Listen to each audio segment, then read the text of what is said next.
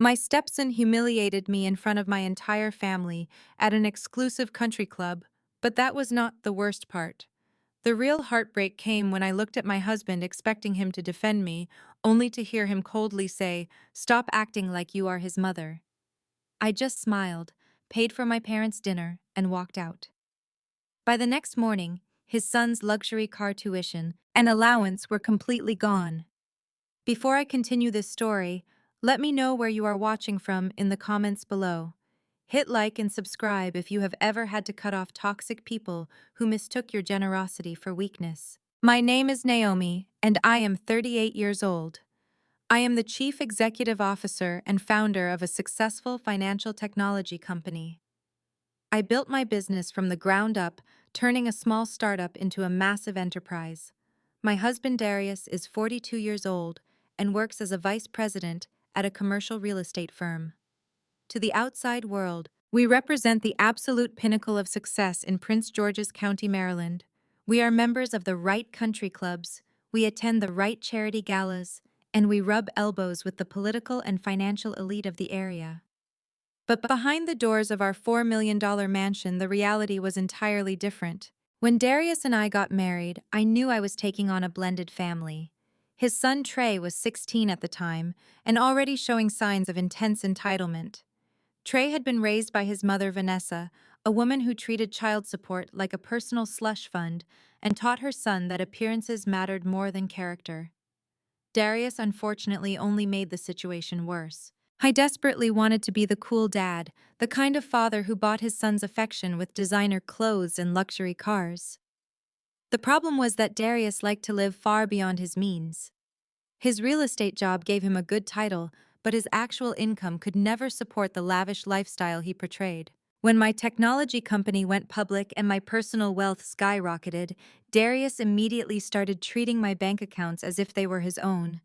Because I loved him, and because I genuinely wanted to be a good stepmother to Trey, I opened my wallet. I paid for Trey to attend a prestigious private high school. I covered the cost of his exorbitant extracurricular activities. When he got accepted into a very expensive private university, I was the one who quietly wrote the $60,000 check for his tuition every single year. I even bought a brand new Porsche Panamera through my company's fleet and let Trey drive it so he could impress his fraternity brothers. I thought my generosity would earn their respect and love. I thought I was building a solid, unified family. I was completely wrong. The breaking point arrived on a crisp Saturday evening in early October.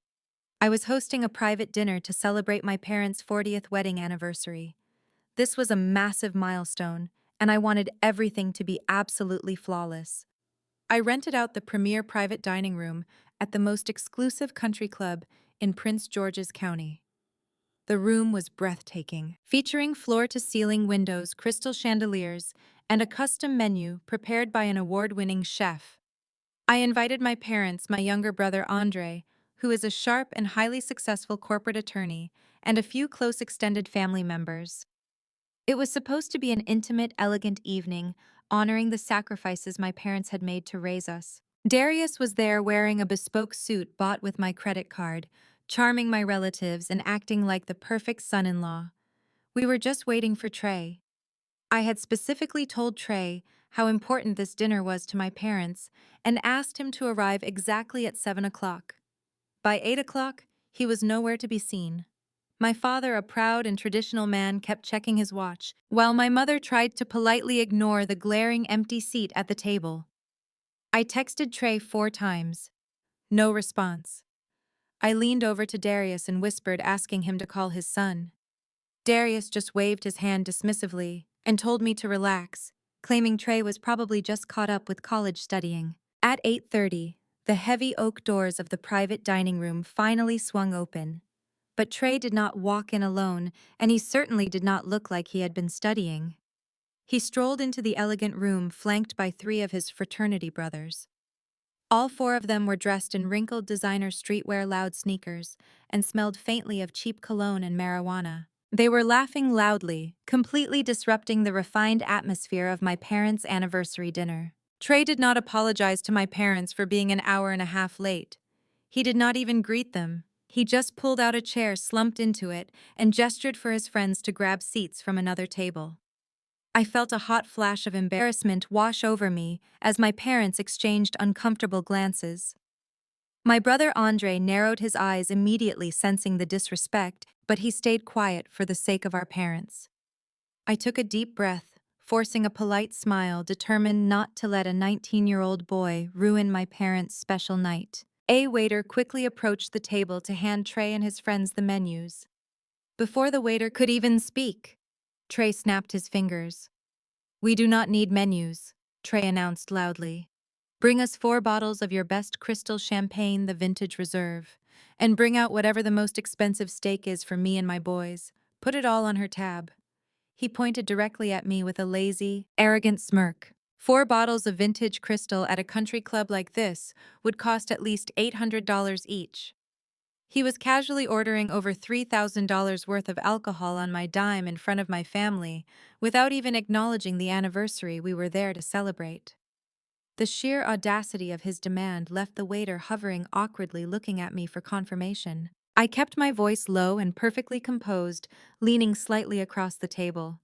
"Trey," I said calmly, "this is your grandparents' anniversary dinner. It is a family celebration, not a frat party. You are already very late. Please show some respect, order some food, and tell your friends to tone the drinking down. You are not putting thousands of dollars of champagne on my bill tonight." I thought that would be the end of it. A quiet, firm correction from a stepmother. But Trey had grown too comfortable with my money and too confident in his father's lack of discipline. Trey slammed his water glass down on the table so hard the ice spilled over the rim. The loud crack silenced the entire room. The soft background music suddenly seemed deafening. He leaned forward, his eyes full of absolute contempt, and raised his voice so that every single person in the private room and probably the staff in the hallway could hear him. "You are just my dad's ATM." Trey spat out, his voice dripping with venom. "You are not my mother, so stop lecturing me.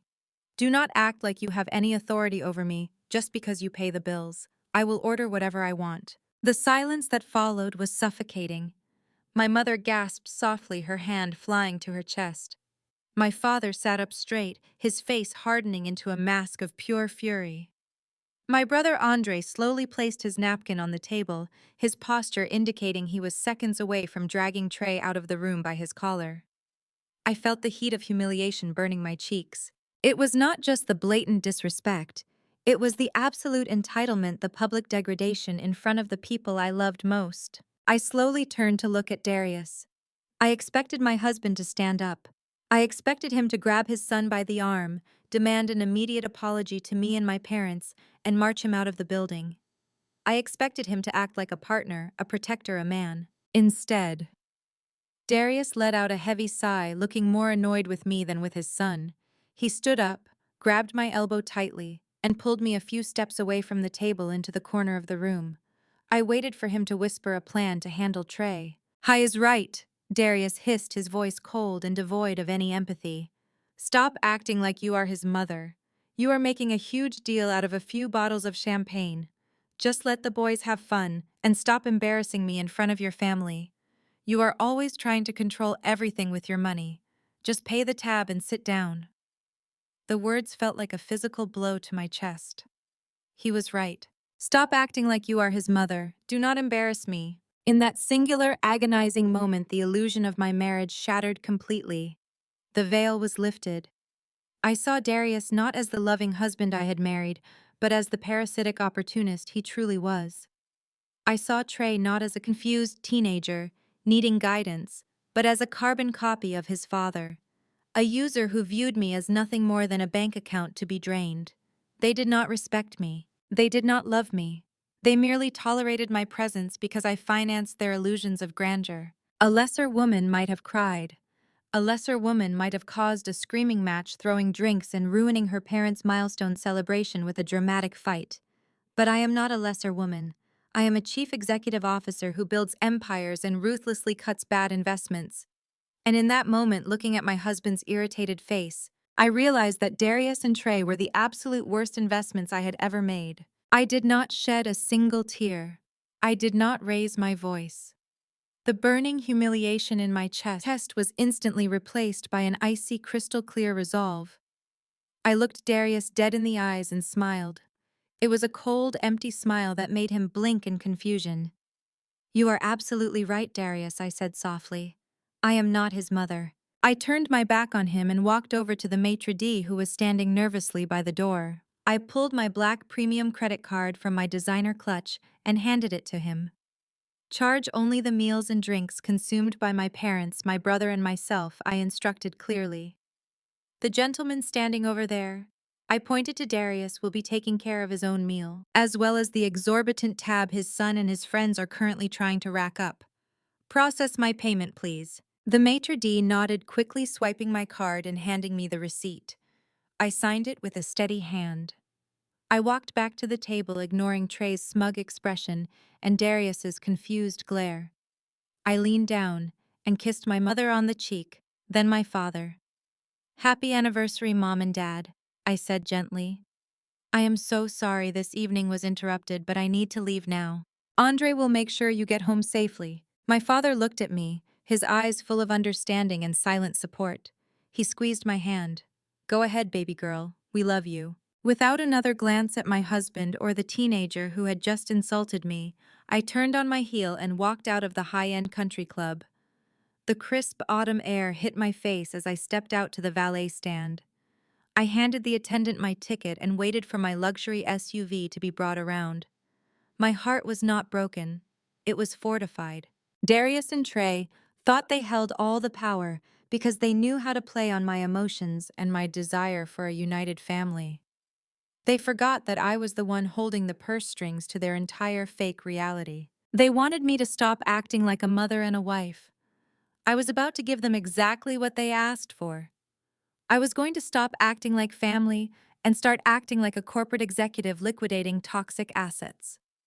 I tipped the valet generously, slid into the plush leather driver's seat, and locked the doors. As the engine roared to life, a profound sense of peace washed over me. By tomorrow morning, their entire world was going to burn to the ground. I pulled my luxury SUV over to the shoulder of the tree-lined road just outside the country club gates. The engine idled with a soft hum. I did not want to drive home just yet. I needed a moment of absolute stillness to execute my strategy. I reached into my leather tote bag and pulled out my encrypted corporate tablet.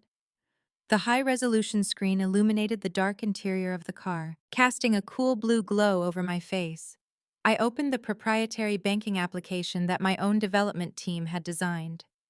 Looking at the secure multi-factor authentication interface, I allowed myself a brief moment of reflection on exactly how I had built my empire. 10 years ago, I had nothing but a cramped apartment in downtown Atlanta and thousands of lines of complex code I had written myself.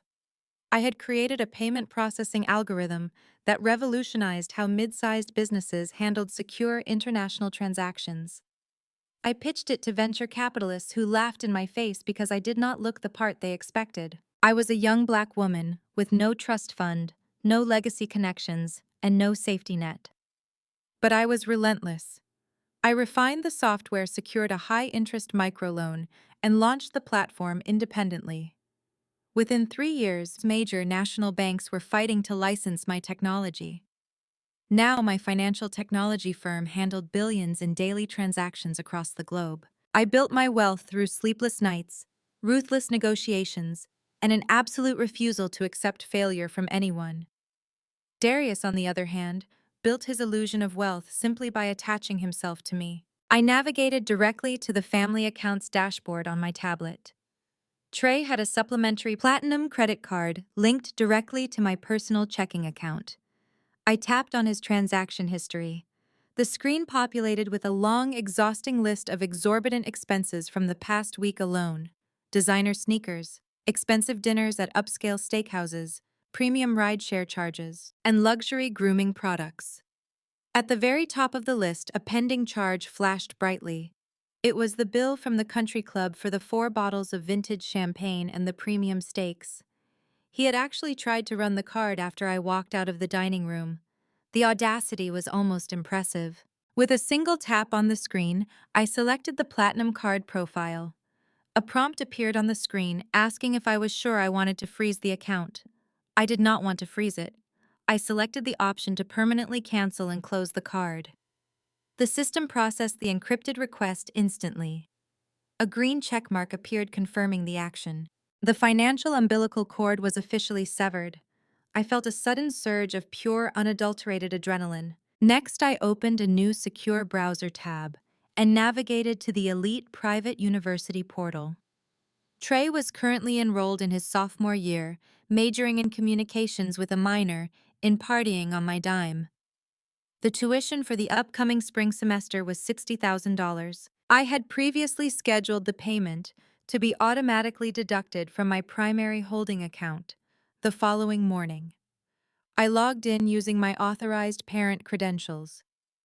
The dashboard displayed his smiling student ID photo alongside the massive pending invoice. I clicked on the Financial Aid and Billing tab. I found the scheduled payment and hit the cancel button without a second thought. The portal asked for a reason for the cancellation to update their records. I typed a single decisive sentence. The student is no longer financially supported by this sponsor. I hit submit. The $60,000 was instantly routed back into my private, untouchable trust fund. Let Darius figure out how to pay for his son's elite education with his non-existent savings. Two financial lifelines were cut. There was only one left. The vehicle.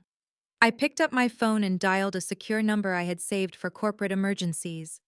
The phone rang twice before a gruff professional voice answered. Desmond speaking, the voice said.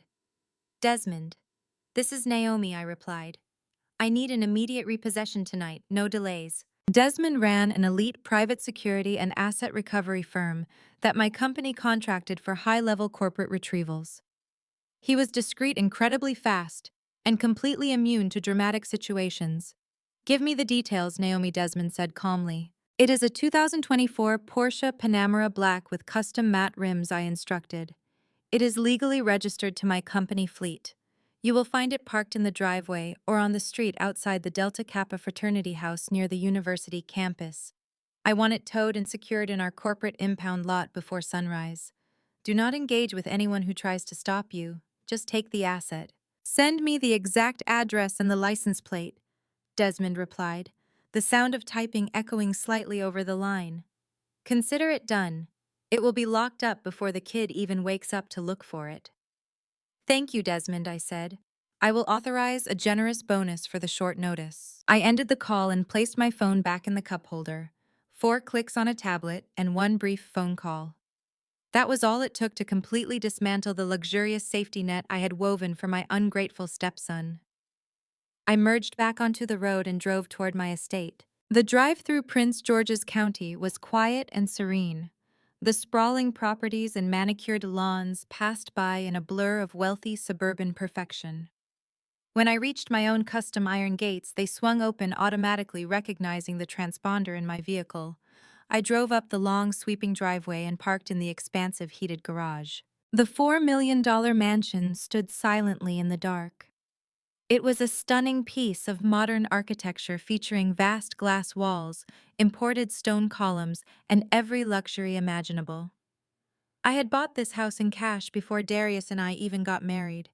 He just moved his designer suits into my custom closets and started playing the role of the lord of the manor. I stepped inside the grand foyer. The house was impeccably clean and perfectly silent. I walked into the kitchen, the imported marble countertops gleaming under the soft recessed lighting. My phone buzzed violently in my pocket. Then it buzzed again and again. The rapid-fire vibrations signaled the beginning of the storm I knew was coming. I pulled the phone out and looked at the bright lock screen. It was a relentless barrage of text messages from Darius. You walked out on my son. You embarrassed me in front of your entire family. Where did you go? You need to come back here right now and pay this tab. The manager is threatening to call the police on Trey. Naomi, this is completely unacceptable. You are overreacting over nothing. Answer your phone right now. You owe Trey a massive apology for making a scene. I stared at the messages illuminating the dark kitchen. The sheer delusion of his demands was staggering. He genuinely believed that I was the one in the wrong. He truly thought that because I had always kept the peace in the past, I would eventually cave, return to the country club, hand over my credit card, and beg for their forgiveness to keep our family together. I thought my departure was just a temporary emotional tantrum. He had absolutely no idea that his entire financial reality had just been permanently obliterated. I did not type a reply. I did not justify my actions or explain myself. I simply held the power button and turned the phone completely off. The black screen reflected my calm, composed face. I walked over to the custom-built wet bar in the corner of the vast living room. I reached for a bottle of aged single malt scotch that I kept for special occasions. I rarely drank hard liquor, but tonight called for something robust. I poured a generous measure into a heavy crystal tumbler. The amber liquid glowed warmly against the glass. I took a slow sip, letting the smooth, fiery taste burn down my throat. It tasted like absolute victory. Instead of heading upstairs to the primary master suite that I shared with Darius, I walked down the long corridor toward the guest wing on the ground floor. The guest wing was practically a separate house in itself, featuring its own private entrance, a lavish bedroom, a spa bathroom, and a secure locking system. I stepped inside the suite and closed the heavy oak door behind me, sliding the solid deadbolt firmly into place. I set my glass on the nightstand and kicked off my designer heels. I unzipped my dress and let it fall to the floor, stepping into a cool silk robe. The guest bed was perfectly made with fresh high thread count sheets. I slid under the covers, feeling the deep tension finally drain from my shoulders and back. Tomorrow the shockwaves would hit. Tomorrow Darius would wake up to a declined credit card, a missing luxury car, and a revoked college tuition. He would realize that the woman he told to stop acting like a mother had officially resigned from her position as their personal bank. But tonight, there was no screaming. There were no tears. There was only the quiet, luxurious silence of a woman who had finally reclaimed her power. I closed my eyes, pulled the silk sheets up to my chin, and drifted into the most peaceful, uninterrupted sleep I had experienced in years. The morning sun filtered through the floor-to-ceiling windows of the guest suite, casting a warm, golden light across the imported silk sheets. I opened my eyes at exactly 8 o'clock. For the first time in years, I woke up without the crushing weight of trying to hold a fractured family together. I stretched my arms, feeling a profound sense of lightness. I had just stepped out of bed and wrapped my silk robe around my shoulders when the heavy oak door of the suite rattled violently in its frame. The sound of a heavy fist pounding against the wood echoed through the quiet hallway. "Naomi, open this door right now." It was Darius. His voice was raw, frantic, and stripped of the smooth, polished baritone he usually projected at his real estate mixers. He kicked the base of the door, the impact sending a dull thud through the floorboards, but the solid deadbolt held firm. I did not rush. I walked over to the digital control panel on the wall, adjusted the suite's thermostat, and then slowly walked to the door. I unlatched the deadbolt and pulled the door open. Darius nearly stumbled into the room. He was a complete mess. He was still wearing the expensive tailored dress pants from my parents' anniversary dinner last night, but his custom silk shirt was untucked, wrinkled, and unbuttoned at the collar. His eyes were bloodshot and a vein pulsed erratically at his temple. He looked nothing like the suave vice president of commercial real estate who loved to pose for society magazines. He looked like a man whose carefully constructed illusion had just collided with a brick wall. "What is wrong with you?" Darius screamed, his hands trembling as he held up his smartphone. "Have you lost your mind?" I crossed my arms and leaned against the doorframe, my expression completely neutral. "Keep your voice down, Darius. You are projecting, and it is entirely too early for your theatrics." He thrust the phone toward my face. "Trey just called me from an alley in Georgetown. Hi is having a complete panic attack. Do you have any idea what you just did?" I walked past him toward the suite's private kitchenette and turned on the espresso machine. "I have a very clear idea of what I did, but please enlighten me on how Trey's morning is going." Darius followed me, pacing the marble floor like a caged animal. He went to City Center, DC this morning for an exclusive VIP drop at a luxury boutique. He stood in line with his fraternity brothers for 2 hours. When he finally got to the register to buy a $2,000 designer jacket, his platinum card declined. It declined in front of everyone, Naomi. The cashier cut the card in half because the system flagged the account as permanently closed. I selected a dark roast coffee pod and placed it into the machine. Good. The banking algorithm worked exactly as my developers programmed it to. You humiliated my son, Darius yelled, his voice cracking. But that is not even the worst part. Trey walked out of the boutique in a complete state of shock, only to find a massive flatbed tow truck hooking up his Porsche Panamera right there on the street. He tried to stop them. He told them the car belonged to him. The security guards handed him a corporate retrieval notice and drove off with his vehicle. They left him stranded on the sidewalk with no car, no money, and a group of frat brothers laughing at him. Call the bank right now. Call the police and report the car stolen. The espresso machine whirred to life, filling the room with the rich aroma of roasted coffee. I picked up my delicate porcelain cup, took a slow sip, and turned to face my husband. I will not be calling the police, I said, my voice as calm as a frozen lake. I called the tow truck Darius. Desmond's asset recovery team handled it perfectly, and I was the one who permanently canceled the credit card. Darius stopped pacing. He stared at me, his mouth slightly open, as if I had just spoken to him in a foreign language. The realization slowly crept into his bloodshot eyes. He realized that this was not a glitch. This was an execution. His shock rapidly twisted into a dark, venomous rage.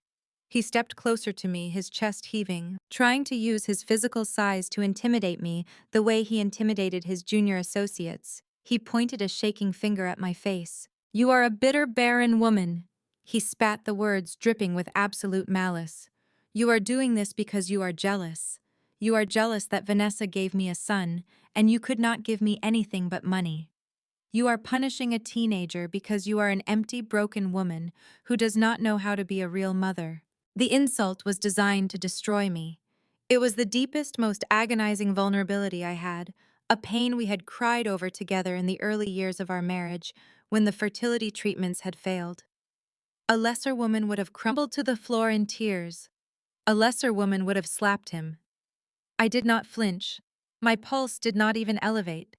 I looked at him and all I saw was a weak, pathetic man trying to wound a giant. "The Porsche belongs to my fintech firm," I said flawlessly, my voice echoing off the high ceilings with absolute authority.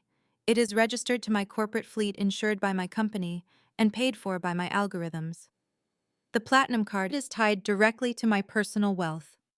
If I am not his mother, I have zero legal or moral obligation to fund a 19-year-old parasite.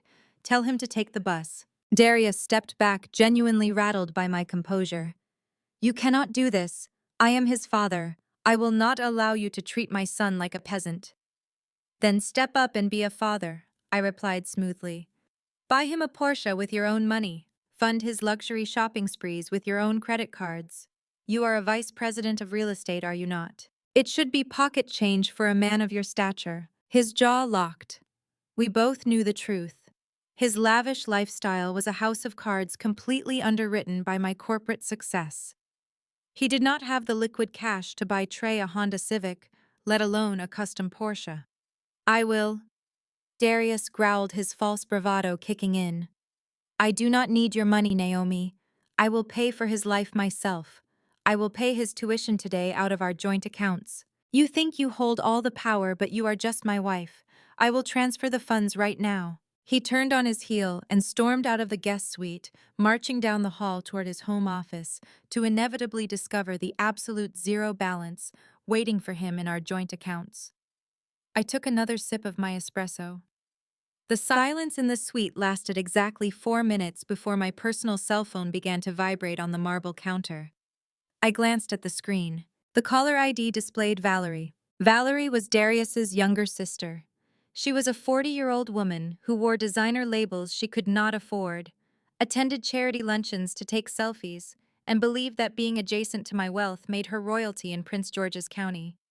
She had always resented my success, but she never hesitated to ask me to invest in her endless stream of failed business ventures. I swiped the screen and accepted the call. "Naomi, what is wrong with you?" Valerie screamed through the speaker, her shrill voice grating against my ears. "Trey just called me in tears. He is stranded in the city. You took his car. You cut off his money. You are ruining a promising young black man's future because you are throwing a petty tantrum. I set my coffee cup down. Valerie, you have exactly 30 seconds to lower your voice and speak to me with respect, or I will end this call. I will not lower my voice, Valerie shrieked. You are out of line. You have no right to treat my nephew like a criminal. He is a good kid. You are supposed to be supporting him. We are supposed to be building generational wealth, and here you are acting like a bitter outsider trying to tear down a promising young black man. I let out a soft, dark laugh. Let us be very clear about the definitions we are using today, Valerie. Your nephew has a 2.1 grade point average and a well-documented weed habit. He is not the next Barack Obama. He is an entitled, disrespectful liability who thinks he can humiliate the woman funding his entire existence. He is family, Valerie interrupted, grasping at the only card she had left. Hi is your family, I corrected her sharply. And since you are so deeply concerned about his promising future, you can drive your leased Lexus down to Georgetown, pick him up from the curb, and pay his $60,000 tuition bill yourself. But wait, we both know you cannot do that. You cannot even afford the maintenance fees on your own luxury apartment without Darius slipping you cash from my bank accounts. There was a sudden breathless silence on the other end of the line. I had hit the nerve exposing the dirty little secret she thought I did not know. Do not ever call my phone again to lecture me about generational wealth when you are actively living off the wealth my generation built, I said, delivering the final blow. You and your brother love to spend my money while disrespecting my name. That charity program ends today. Take care of your own bloodline, Valerie. I am officially done funding your delusions. I pulled the phone away from my ear, pressed the red icon to end the call, and immediately went into my settings. I blocked Valerie's phone number. I blocked her on every social media platform. I completely eradicated her access to my energy. I turned back to the window, watching the morning traffic begin to flow on the distant highway. The purge had officially begun, and I had never felt more alive.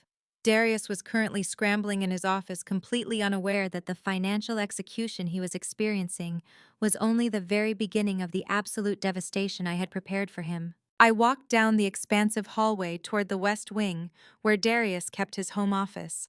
The sound of his frantic typing echoed through the open doorway. I leaned against the mahogany doorframe, watching him pound his fingers against the keyboard of his laptop. He was breathing heavily, a desperate smirk plastered across his face as he looked up and saw me standing there. You really thought you could break me, Naomi, he said, his voice dripping with forced arrogance. You thought cutting off one credit card and calling a tow truck would bring me to my knees. You forgot who I am. I am a vice president. I do not need your permission to take care of my son. I raised an eyebrow, maintaining my absolute silence. I am logging into our joint account right now, he continued, aggressively clicking his wireless mouse.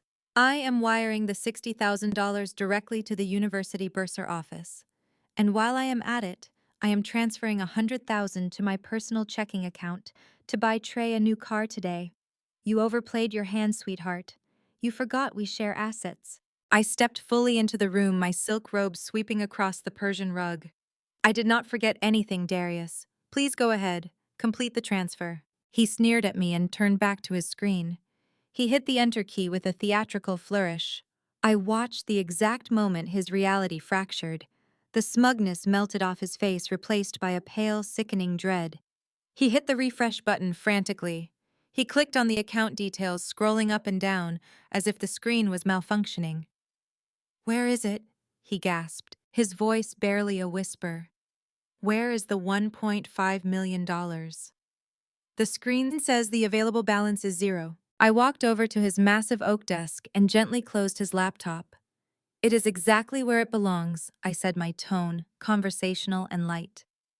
At 6 o'clock this morning, the minute the bank opened for premium wealth clients, I legally withdrew every single cent from that joint account. I moved the entire $1.5 million into an ironclad private trust established solely under my name. You cannot do that, he yelled, leaping out of his leather executive chair. That is marital property. That is my money too. I will call the police. I will call my lawyers and have you arrested for embezzlement. I let out a short, sharp laugh. Call them, Darius. Call the police. Call your imaginary lawyers.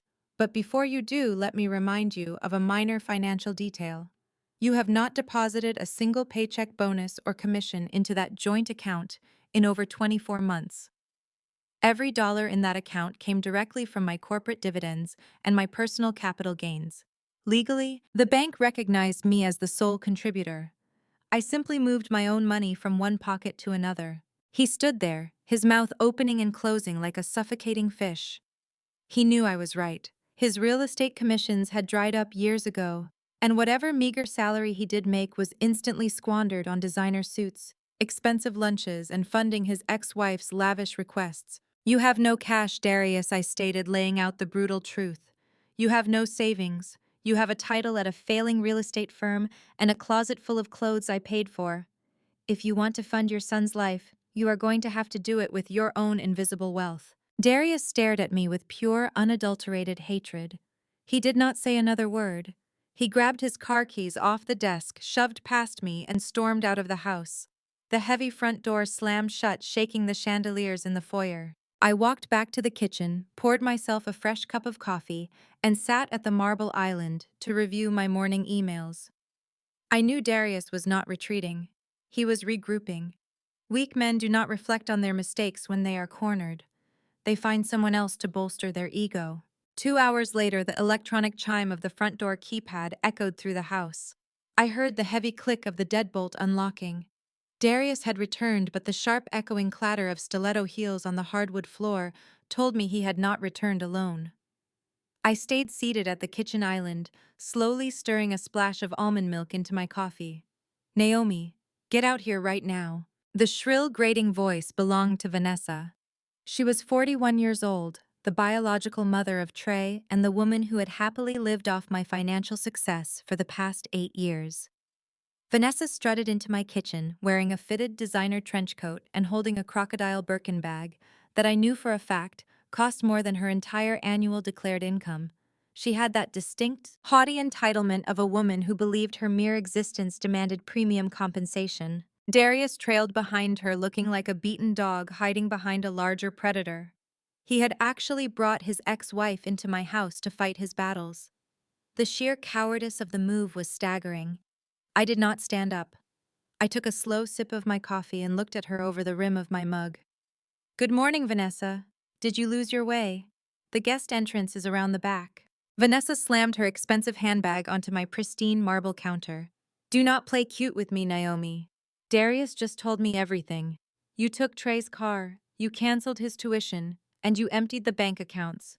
Who do you think you are? You are nothing but a temporary bankroll, and you have officially lost your mind. I set my mug down. I am the owner of this house, Vanessa. And I am the woman who has been financing your son's life because you were too busy playing socialite to be an actual mother.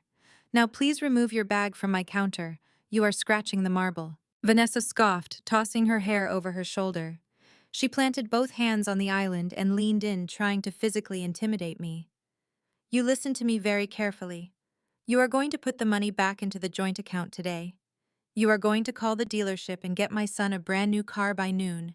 If you do not fix this right now, Darius is going to file for divorce. She looked back at Darius, who nodded, puffing out his chest now that he had backup. Vanessa turned her smug gaze back to me. That is right. He is going to divorce you, Naomi. And since you two have been married for 8 years, he is going to take half of your house, half of your assets, and half of your precious little technology company. We will bleed you completely dry. You will be left with nothing, and Trey will get exactly what he deserves. I looked at Vanessa. Then I looked at Darius. They stood side by side, an ex-husband and an ex-wife united by their shared parasitic need to consume my hard-earned wealth. They genuinely believed their threat held weight. They thought the word divorce would send me into a spiral of fear, begging them to stay, begging them to take my money just to avoid public embarrassment. I leaned back in my bar stool and smiled. It was not a forced smile. It was a genuine, radiant expression of pure amusement. I picked up my coffee mug and took another leisurely sip, savoring the rich flavor as if I were sitting at a Parisian cafe rather than being threatened in my own kitchen. Are you deaf? Vanessa shrieked, slamming her hand on the counter again. I's going to take half your company. I let the silence hang in the air for 5 long seconds. I let them sit in the uncomfortable quiet void of my absolute lack of panic. Divorce. I finally said, testing the word on my tongue. What a fascinating concept. Please, Darius, tell me you are going to file for divorce. I would love nothing more. Darius shifted his weight nervously. He had expected tears. He had expected me to throw a glass or start screaming. My absolute calm was unnerving him. Do not push me, Naomi. I will call my lawyer right now. I know what I am entitled to. I folded my hands neatly on the counter.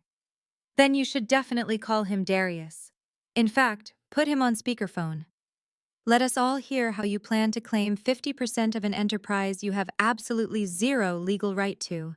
Did you forget that my business was established, incorporated, and scaled before I ever signed a marriage license with you? Did you forget the legal structure of my holding companies?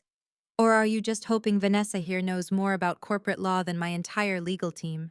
Vanessa sneered, pointing a manicured finger at me. You cannot hide your assets from a judge. We know how much you are worth. We will subpoena every single financial record you have. I want you to subpoena everything. I replied, my voice dropping to a dangerous low octave. I want you to open up the financial books, Vanessa. I want a judge to look at exactly where my money has been going for the past few years. Because when we start digging into the financials, we are not just going to look at my accounts. We are going to look at Darius's accounts too. Darius swallowed hard, his Adam's apple bobbing in his throat. I kept my eyes locked on Vanessa. We are going to look at how a man who has not closed a major commercial real estate deal in 24 months manages to pay for your luxury vacations. We are going to look at how he manages to fund the rent on your high-end downtown apartment. I am sure the courts will be very interested in tracing those funds. Vanessa's confident posture faltered for a fraction of a second. She glanced at Darius, a flash of uncertainty crossing her features. But she quickly masked it with renewed aggression. You are bluffing. You are just a bitter woman trying to scare us because you know you are about to lose your husband. I stood up from the bar stool. I smoothed the front of my silk robe and walked slowly around the kitchen island until I was standing mere inches from Vanessa. I was slightly taller than her, and I used every inch of that height to look down into her eyes. I am not bluffing, Vanessa. I am giving you a preview. You came into my home uninvited to threaten me with a divorce that I am actively welcoming. You think you hold the cards because you share a child with this man. But you are forgetting the golden rule of power. The person who writes the checks makes the rules. I stopped writing the checks this morning. I turned my gaze to Darius. File the papers today, Darius. Do not wait. But understand this. The minute you initiate legal proceedings, I am going to freeze every single tertiary asset associated with my name. I will lock down the remaining vehicles, the country club memberships, the health insurance, and the expense accounts. You and your son will be standing on the street with nothing but the clothes on your backs. Darius opened his mouth to speak, but no words came out. The reality of his complete financial impotence was finally suffocating him. Now I said, my voice echoing like a judge delivering a final verdict. Get out of my house, both of you. If you are still standing in my kitchen in 60 seconds, I am calling my private security team to physically remove you for trespassing. Vanessa scoffed, trying to maintain her dignity, but her hands were shaking as she grabbed her Birkin bag off the counter. You are going to regret this, Naomi. You have no idea who you are messing with. I watched them turn and walk toward the front door. I let them talk. I let them threaten. I let them dig their own graves with their profound arrogance. They thought this was a simple marital dispute over a spoiled teenager's allowance. They thought they could bully me into submission. They had absolutely no idea that while they were barking empty threats in my kitchen, I had already begun assembling the legal and financial weaponry required to obliterate them completely. The heavy front door clicked shut. The house was mine again. I walked back to my coffee, picked up my encrypted tablet, and dialed my brother Andre. It was time to start the real war. The heavy front door opened again at 7 o'clock that evening. I had spent the entire afternoon quietly transferring every single file from Darius's home office computer onto a secure encrypted external hard drive. When I heard his heavy footsteps echo in the grand foyer, I slipped my smartphone into the pocket of my cashmere cardigan, tapped the screen without looking, and activated the voice recorder. Darius walked into the living room holding a small black velvet box. He had changed out of his rumpled clothes from the morning and was now wearing a tailored, casually elegant sweater. He was deliberately trying to project the image of a loving, contrite husband. He approached me with a soft, practiced smile that I now recognized as a complete and utter fabrication. Naomi Darius said, his voice dropping into that smooth, comforting register he used when he was trying to close a difficult real estate deal. Can we talk? Just you and me. No yelling, no lawyers. I sat back on the plush velvet sofa and gracefully crossed my legs. I am listening, Darius. He sat down next to me close enough that I could smell the familiar scent of his expensive cologne, but I kept my body language entirely relaxed and yielding. He placed the velvet box on the marble coffee table and flipped it open. Inside sat a stunning diamond tennis bracelet glittering brilliantly under the ambient light of the living room chandeliers. It was a classic apology gift, undoubtedly bought with a credit card that was about to bounce, or perhaps purchased on a fresh line of credit he had managed to secure through one of his shady contacts. I am so sorry about this morning. Darius began reaching out to gently touch my knee. Vanessa is completely unhinged. You know exactly how she gets. She ambushed me at the office and I just brought her here to try and calm her down. I was stressed, baby. The anniversary dinner tray acting like a fool, the towing company. It all just piled up and I lashed out at you. You know I did not mean any of those things. I looked at the diamonds, then back at his face. He was actively trying to gaslight me into believing that bringing his hostile ex-wife into my kitchen to threaten my life's work was just a minor byproduct of temporary stress. You told me to stop acting like his mother, I replied, keeping my voice soft, almost vulnerable. You said I was a bitter, barren woman. Darius sighed deeply, running a hand over his face to expertly feign exhaustion and deep regret. I was angry, Naomi. Men say stupid things when their pride is wounded. You emasculated me in front of your family, and then you took my son's car. I panicked. But you are overreacting by moving all the money. We are a team. We built this life together. You cannot just throw away 8 years of marriage over one bad night. Put the money back, reinstate Trey's tuition, and I promise I will make sure he respects you from now on. I was desperately trying to rewrite reality. He wanted me to believe that my calculated self-defense was actually an emotional overreaction, and that his systematic financial abuse was simply a marital hurdle we needed to overcome together. I forced my facial muscles to soften. I let my shoulders drop, meticulously mimicking the posture of a woman who was exhausted by fighting and desperate for marital peace. I reached out and gently closed the velvet box. You really hurt me, Darius, I said, ensuring the microphone hidden in my pocket picked up every single syllable of my manufactured vulnerability. When Vanessa threatened my company, I felt completely abandoned. I know, baby, I know, he murmured, pulling me into a warm hug. I held my breath to keep from pulling away in disgust. She is crazy. I would never let her touch your business. I was just trying to get her to leave. Let us just go back to normal. We have the big real estate gala coming up next week, and I need my beautiful wife by my side. Let us just breathe and forget this ever happened. Okay. I whispered against his expensive sweater. Let us just breathe. He kissed my forehead, fully convinced he had won. He genuinely believed he had successfully manipulated the emotional reactive wife back into submission with a cheap diamond bracelet and a few hollow apologies. He stood up visibly relieved and announced he was going to take a shower. The exact moment his footsteps disappeared up the grand staircase, I pulled the phone from my pocket and stopped the recording. I saved the audio file directly to my secure cloud server.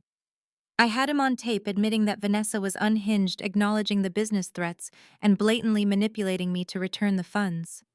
It was a perfect, pristine piece of psychological evidence for the inevitable divorce proceedings. The next morning, I dressed in a razor-sharp crimson power suit and drove my luxury SUV straight to downtown Washington, D.C. I bypassed my fintech headquarters and headed directly to the towering glass and steel building that housed one of the most ruthless corporate law firms on the East Coast. My younger brother Andre was waiting for me in his corner office on the 40th floor. Andre was 36 years old, a former federal prosecutor who had transitioned into corporate law to destroy white-collar criminals for sport. He wore a custom Navy suit and possessed a brilliant mind that operated like a steel trap.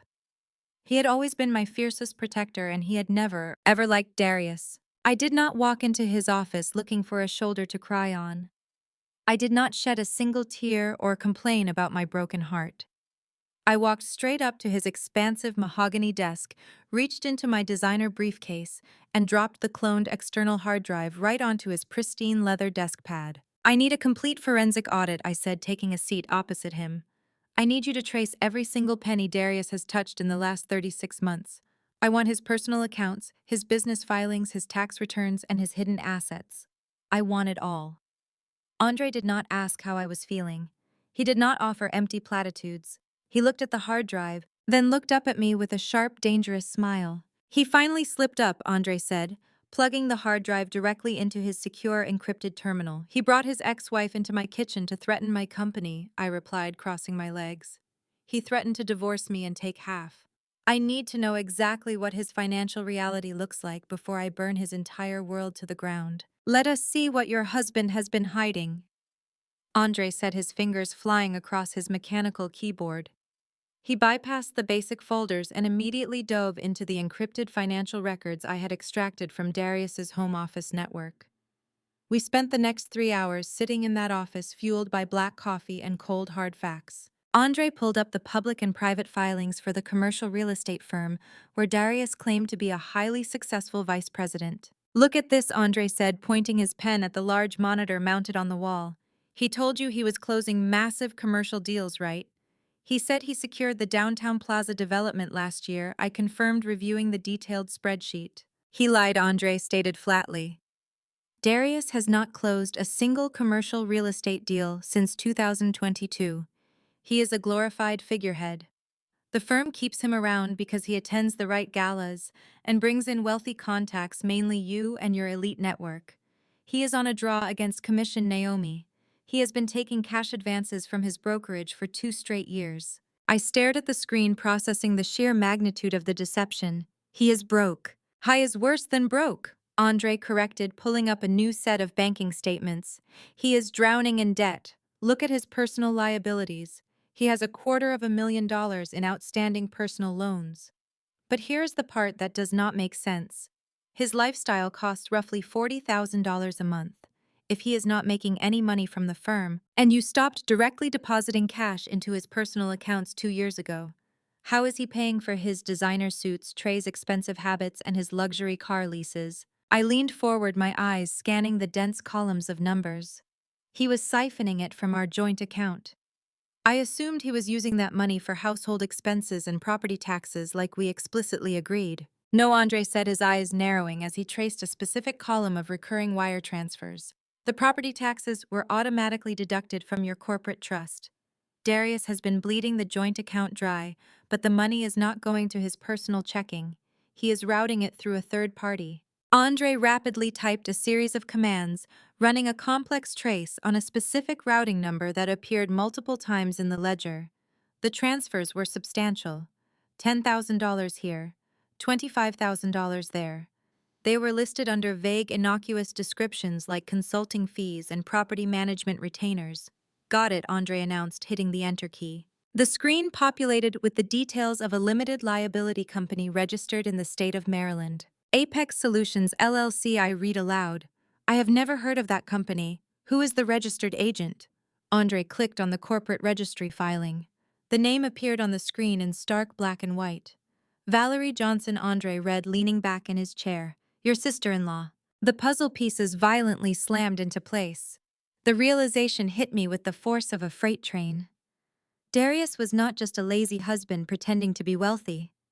He was actively engaging in systematic financial fraud against me, using his own sister to launder the stolen money. "He is using Valerie to hide the money," I said, my voice dangerously calm. "He routes the funds from our joint account into Valerie's fake consulting company to make it look like a legitimate business expense. Then Valerie likely withdraws the cash or transfers it back to him. It is a textbook embezzlement scheme." Andre confirmed, his tone strictly professional, but tinged with brotherly fury. "But Valerie is not keeping all this money. She is living in a leased apartment and driving a financed Lexus. This money is going somewhere else. We need to trace the outgoing transfers from Apex Solutions." Andre worked the keyboard with relentless precision. He subpoenaed the banking details of the LLC through a backdoor legal channel he utilized for complex corporate espionage cases. Within minutes, the outgoing wire transfers from Valerie's shell company lit up the monitor. My breath caught in my throat. I stared at the ultimate destination of my hard-earned money. The funds were not going to Darius. They were not going to Trey. They were being wired directly into the business accounts of a luxury day spa located in the heart of downtown Washington, D.C. A spa that had recently undergone a massive $2 million renovation.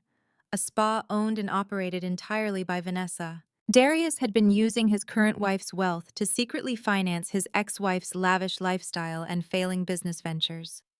He had turned my success into a private slush fund for the woman who had stood in my kitchen just yesterday and threatened to destroy me. Andre turned to look at me, anticipating a massive explosion. He expected me to scream, to break a glass, to demand blood. Instead, I slowly stood up from the leather chair. I smoothed the lapels of my crimson suit. I felt a cold, terrifying smile spread across my face. It was the smile of a woman who had just been handed the exact weapon she needed to annihilate her enemies completely. Print every single document, I told my brother. Print the wire transfers, print the LLC registrations, and print the false tax returns he must have filed to cover this up. Naomi, this is no longer just a messy divorce case, Andre warned, his eyes dark and serious. This is conspiracy to commit fraud. This is money laundering. If we report this, Darius is looking at federal prison. I know, I replied softly, my gaze fixed on the damning evidence illuminating the screen. That is exactly where I plan to send him. Andre leaned back in his leather chair, tapping his silver pen against the edge of his mahogany desk. He looked at the wire transfers, his mind already shifting from corporate attorney to federal prosecutor. If we are taking this to the federal level, Naomi, we need an airtight hook. Wire fraud is a solid start, but we need to prove systematic intent to defraud the government. We need the IRS. He turned his attention back to his dual monitors. Let us dig deeper into your sister-in-law. Valerie is unemployed, yet she maintains a luxury lifestyle. Apex Solutions, LLC is a clear shell company, but how is she moving this volume of cash without triggering automated banking alerts for money laundering? There has to be a secondary mechanism, a buffer. Andre's fingers flew across the keyboard. He cross-referenced Valerie's social security number with state and federal databases. Within minutes, a new document popped onto the screen. It was a tax exemption approval letter from the Internal Revenue Service. Look at this, Andre said, his voice dropping in disbelief. Valerie is listed as the founder and executive director of a registered nonprofit organization. It is called the Vanguard Youth Empowerment Fund. The name hit me like a physical blow. I felt the air leave my lungs. I closed my eyes, a wave of absolute disgust washing over me. I know that charity, I said, my voice barely above a whisper. 2 years ago, Darius came to me with a proposal. He told me he wanted to give back to the community. He said his sister had started a mentorship program for at-risk young Black men in Baltimore. He asked if my fintech firm would participate in a corporate matching program. Andre stopped typing. He looked at me, a dark fury building in his eyes. Tell me you did not. I authorized my fintech firm to match his personal donations dollar for dollar. I admitted, the sick realization settling into my bones like lead. Every time Darius transferred money from our joint account into that charity, my corporation automatically matched the amount. I essentially doubled his stolen funds using my own company's philanthropic budget. I was financing my own robbery. Andre immediately pulled up the nonprofit's public tax filings. The numbers were staggering. The charity had received hundreds of thousands of dollars in donations over the past 24 months. He scrolled down to the expenditures section. There were no salaries listed for mentors. There were no receipts for community outreach programs. There was absolutely zero evidence of any charitable work being done in Baltimore or anywhere else. Every single dollar of operational expenditure was categorized under a single vague heading: Community Wellness and Rehabilitation Grants. Trace those grants. Andre, I commanded, my shock morphing into a cold, lethal rage. Trace every single one of them. Find out exactly where this wellness money is flowing. It took him less than 3 minutes to follow the digital paper trail through public business registries. The grants from the Vanguard Youth Empowerment Fund were being wired directly into the business accounts of Oasis Rejuvenation LLC, Vanessa's luxury day spa. The sickening truth was laid bare on the glowing monitors. Darius had not just stolen from his wife to fund his ex-wife. He had weaponized my philanthropy.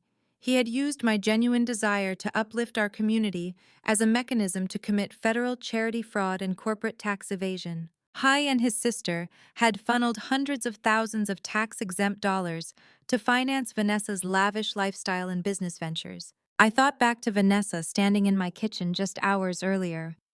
I thought about the smug, entitled look on her face.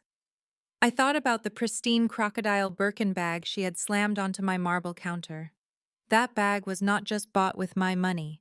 It was bought with funds that were legally designated for at-risk youth.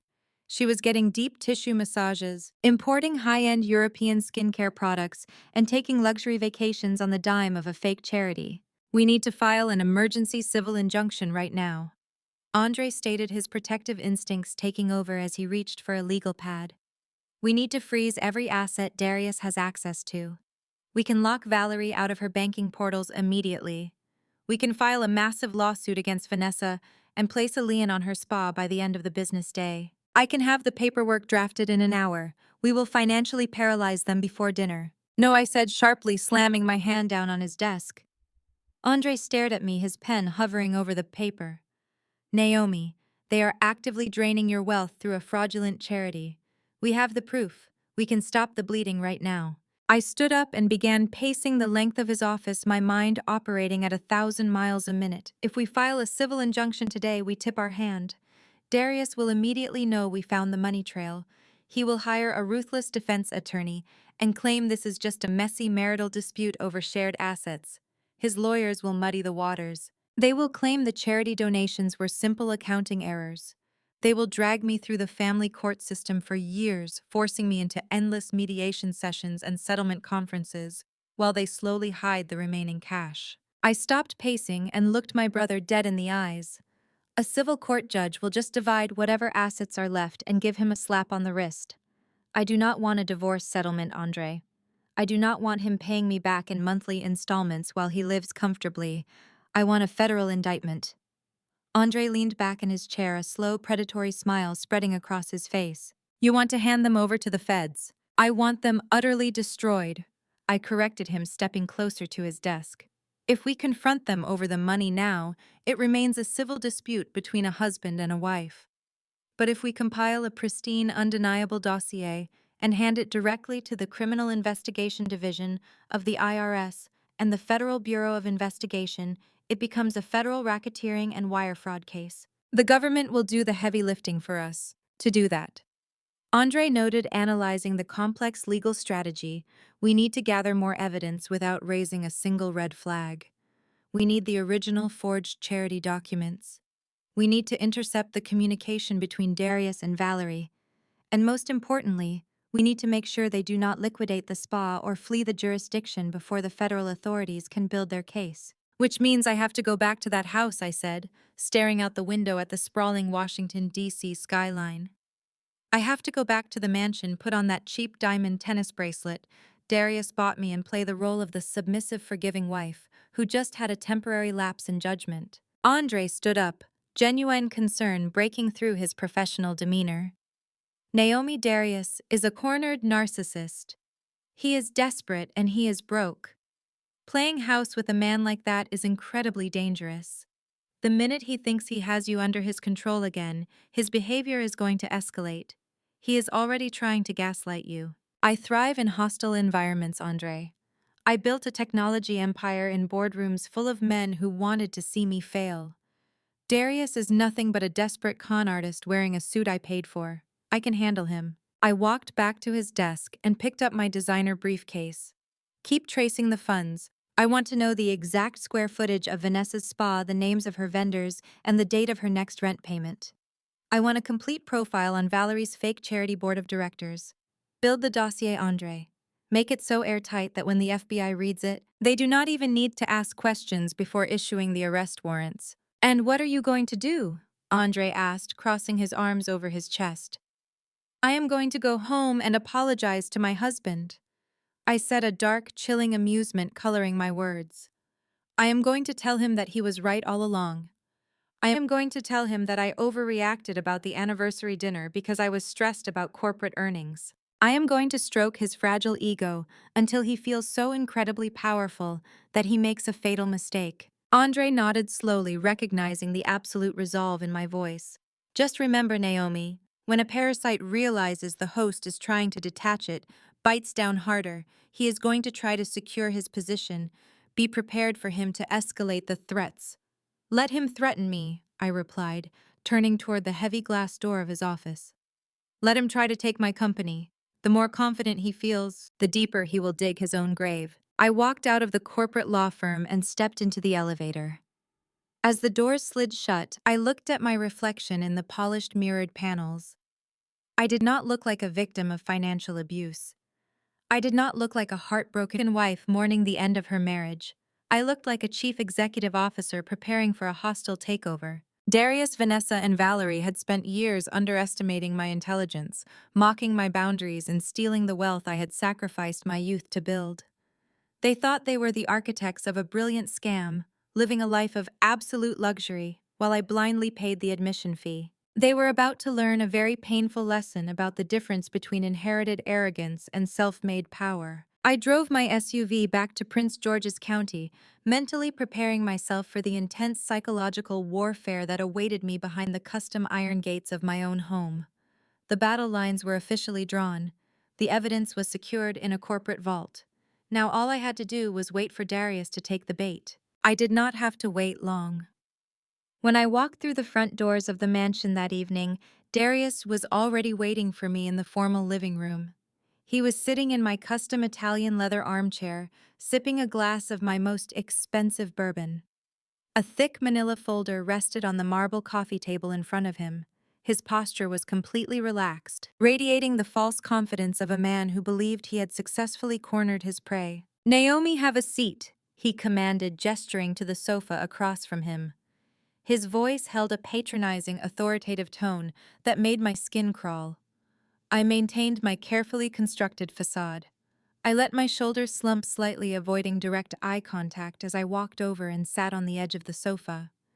I folded my hands in my lap, projecting the image of a defeated woman who had exhausted her emotional reserves. I spent the entire afternoon speaking with my legal team.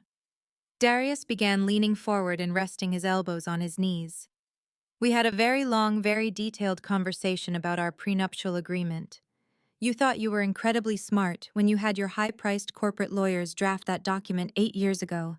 You thought you locked away every single asset. I looked up at him, widening my eyes in feigned apprehension. The house belongs to me, Darius. I bought it in cash before we ever got married. It is explicitly protected. Darius let out a loud, mocking laugh. He picked up his bourbon glass and took a slow, triumphant sip. That is exactly what I thought, too. But my lawyers are sharks, Naomi. They found a massive loophole in your so-called ironclad agreement. 3 years ago, you decided to completely renovate the outdoor pool and the guest wing. Do you remember how you paid for those renovations? I stayed silent, letting him revel in his own perceived brilliance. You paid the contractors using funds from our joint checking account. Darius stated, a wicked grin spreading across his face. The same joint account you so dramatically emptied this morning. Under Maryland state law, because you used commingled marital funds to improve the value of the primary residence, you legally transformed the entire estate into a shared marital asset. If I file for divorce tomorrow, a judge is going to force you to sell this $4 million house and give me exactly 50% of the equity. I stared at him, forcing my breathing to become shallow and rapid. Inside my mind, I was laughing so hard I could barely breathe. The legal theory he was trying to weaponize was absolutely absurd. My brother Andre had anticipated this exact argument years ago. The joint account had a specific legal designation in our prenup that completely insulated my real property from any commingling claims. Darius had hired a bargain bin divorce attorney who was feeding him theoretical garbage just to rack up billable hours. But Darius did not know that. He genuinely believed he had found the ultimate weapon to destroy me. You would really take my home, I whispered, letting my voice crack with manufactured devastation. You would force me to sell the house I built. I do not want to take your home. Naomi? Darius replied, his tone shifting into a sickening, manipulative softness. I want to save our marriage. I want our family to go back to normal. But to do that, we need to establish a new foundation of mutual respect. You need to understand that you cannot bully me or my bloodline with your money. He picked up the manila folder and slid it across the marble table toward me. These are my terms, he stated flatly. Consider this a post-nuptial agreement. If you sign it and execute the transfers by tomorrow afternoon, I will call off my lawyers, and we will never speak of a divorce again. I reached out with a trembling hand and opened the folder. The demands listed on the crisp white paper were so astronomically delusional that it took every ounce of my willpower to keep a straight face. First, Darius demanded that Trey's $60,000 university tuition be paid immediately and that an additional $200,000 be placed into an irrevocable escrow account to guarantee his future educational and living expenses. Second, Darius demanded that his personal platinum credit card be reinstated with a permanent, unalterable monthly limit of $50,000. But the third demand was the absolute masterpiece of his audacity. You want me to purchase a commercial building, I read aloud, my voice quivering perfectly. You want me to buy a $2.5 million commercial space in downtown Washington, D.C., and deed it directly to Oasis Rejuvenation LLC. That is Vanessa's spa. Darius confirmed without a single ounce of shame. You deeply traumatized my ex-wife this morning. You threatened her business, and you caused a massive disruption to the mother of my child. Buying her a new permanent commercial space is the only way to compensate for the emotional distress you caused. It will secure Trey's inheritance from his mother's side, and it will restore the balance of respect in this family. I looked at the man sitting across from me. He was actively trying to blackmail me into buying real estate for his ex-wife, using the threat of a fabricated legal loophole. The absolute sociopathy of his demands confirmed that I was making the right decision in sending him to federal prison. I will need to read through all of this, I said softly, closing the folder and pulling it onto my lap. This is a lot of money, Darius. It is a fraction of what you will lose if we go to court. He warned, his eyes turning cold and hard. Do not test me, Naomi. You have 24 hours to transfer the funds and sign the agreement. I am going out to dinner with my colleagues. I suggest you spend the evening getting your finances in order. Darius stood up, straightened his expensive sweater, and walked out of the house. He left smelling like expensive bourbon and cheap arrogance. The absolute second the front door clicked shut, the fragile, defeated woman vanished. I stood up, marched straight to my home office, and locked the door. I placed the blackmail demands on my desk, opened my encrypted laptop, and initiated a secure video conference call with my brother. Andre answered on the first ring. He was still sitting in his corporate law office, surrounded by stacks of financial documents from our earlier meeting. I took the bait, I announced, holding the manila folder up to the camera. He just tried to blackmail me using a fabricated commingling loophole regarding the house renovations. He demanded a $2.5 million commercial building for Vanessa's spa in exchange for not filing for divorce. Andre let out a sharp, booming laugh that echoed through the computer speakers. A commingling loophole. Are you kidding me? The trust addendum I drafted for you specifically nullifies any commingling claims, regardless of the funding source used for property improvements. His lawyer is either a complete idiot or actively scamming him for retainer fees. Send me the document. I want to frame it and hang it on my wall. I scanned the document and sent it through our encrypted portal. Andre opened the file on his end, shaking his head in sheer amusement at the legal incompetence on display. He is threatening to force the sale of a $4 million estate based on a legal theory that would get thrown out of a preliminary hearing, Andre noted, rapidly clicking his mouse. Just to be absolutely 100% certain that we crush him, I am going to pull the current deed and title history for your estate right now. I want to verify that no secondary liens or obscure claims were filed by his shady legal team this afternoon. I watched Andre on this video feed. His eyes darted across his dual monitors as he accessed the highly restricted county property records database. I took a sip of water, waiting for him to confirm the title was clean. Suddenly, Andre stopped typing. The amused, confident expression completely drained from my brother's face. He leaned closer to his monitor, his eyes narrowing to incredibly sharp slits. The silence on the video call stretched out for 10 agonizing seconds. Andre, what is it? I asked, feeling a sudden, unexpected spike of adrenaline. Naomi, Andre said, his voice dropping an entire octave into a deadly serious register. Are you sitting down? I gripped the edge of my desk. I am sitting. Tell me what you see. Andre took a slow, measured breath. There is a lien on your estate, but it was not filed today. It was filed 3 months ago. Darius did not just threaten your house, Naomi, he leveraged it. I stared at the screen, my mind racing to comprehend his words. That is impossible. The house is completely owned by my private trust. No bank would ever approve a loan against that property without my direct authorization, my biometric verification, and my physical signature. Andre quickly shared his screen with my computer. A heavily redacted bank document appeared on my monitor. It was a commercial equity line of credit originated through a boutique private wealth bank in Maryland. Darius used his credentials as a commercial real estate vice president to bypass the standard residential lending protocols. Andre explained, tracing his cursor over the loan origination details. He pushed this through a private commercial lender he likely has a corrupt relationship with. He used your house as collateral for a massive corporate cash injection. I looked at the principal loan amount listed at the top of the federal banking document. My blood turned to absolute ice. $5 million, I whispered, staring at the staggering figure. He took out a $5 million commercial loan against my home. Scroll down to the final page. Andre commanded, his tone completely devoid of emotion. Look at the authorization signatures. I scrolled down the digital document.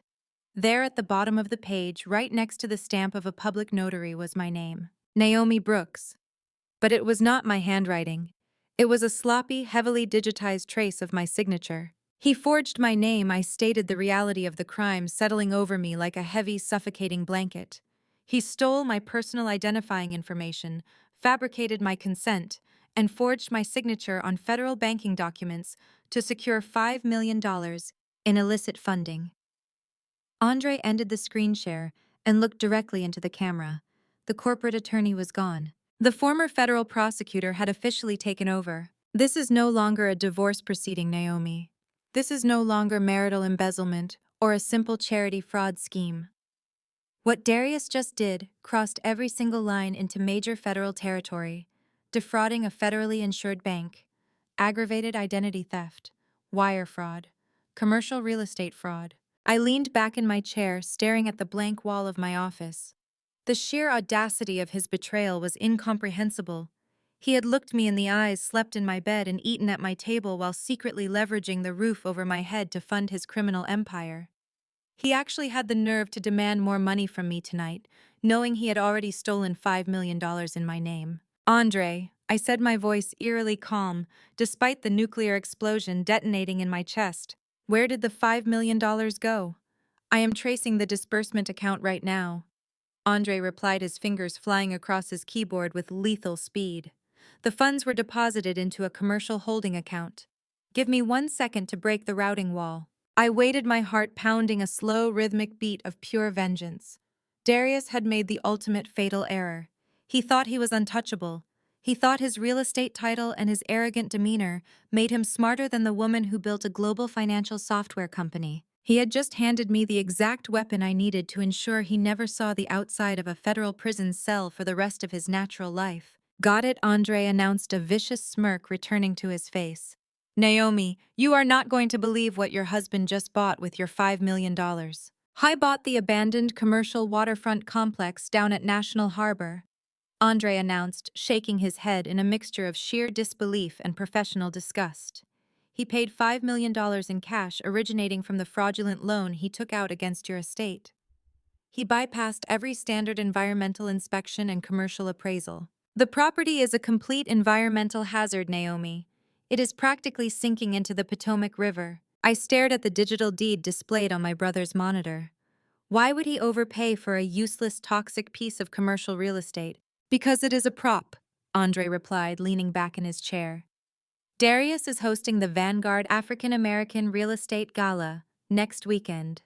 It is the premier networking event for Black billionaires, institutional investors, and venture capitalists on the East Coast. He is going to use that waterfront property as the centerpiece of a massive fabricated redevelopment pitch. He stole $5 million from you to secure the land just so he can stand on a stage and convince heavy-hitting investors to hand him $50 million in development funds. It is a classic Ponzi setup. I looked at the screen, the entire architecture of my husband's delusion mapping itself out in my mind. He was not just stealing my money to fund his ex-wife's luxury spa. He was using my stolen equity as seed money to execute a massive multi-million-dollar federal investment fraud scheme. Keep building the dossier, I commanded, my voice devoid of any hesitation. Document every structural flaw in that National Harbor property. Trace the forged bank signatures directly to his IP address. We hand everything over to the Federal Bureau of Investigation the morning of the gala.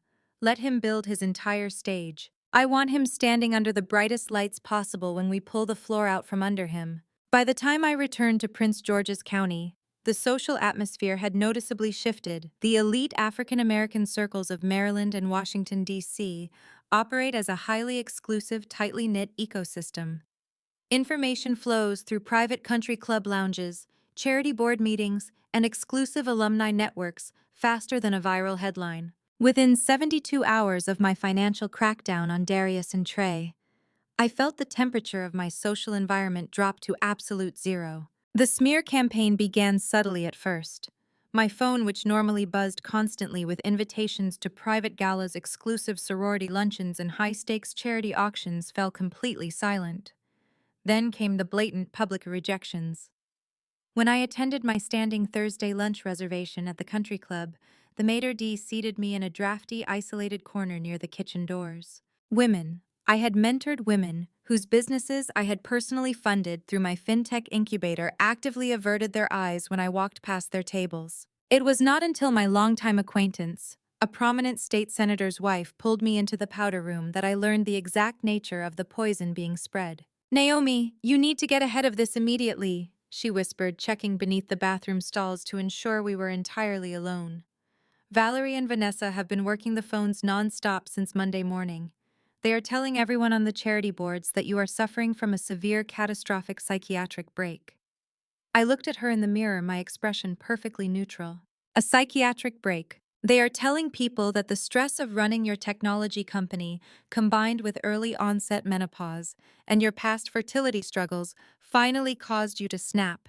She continued, her voice laced with genuine pity.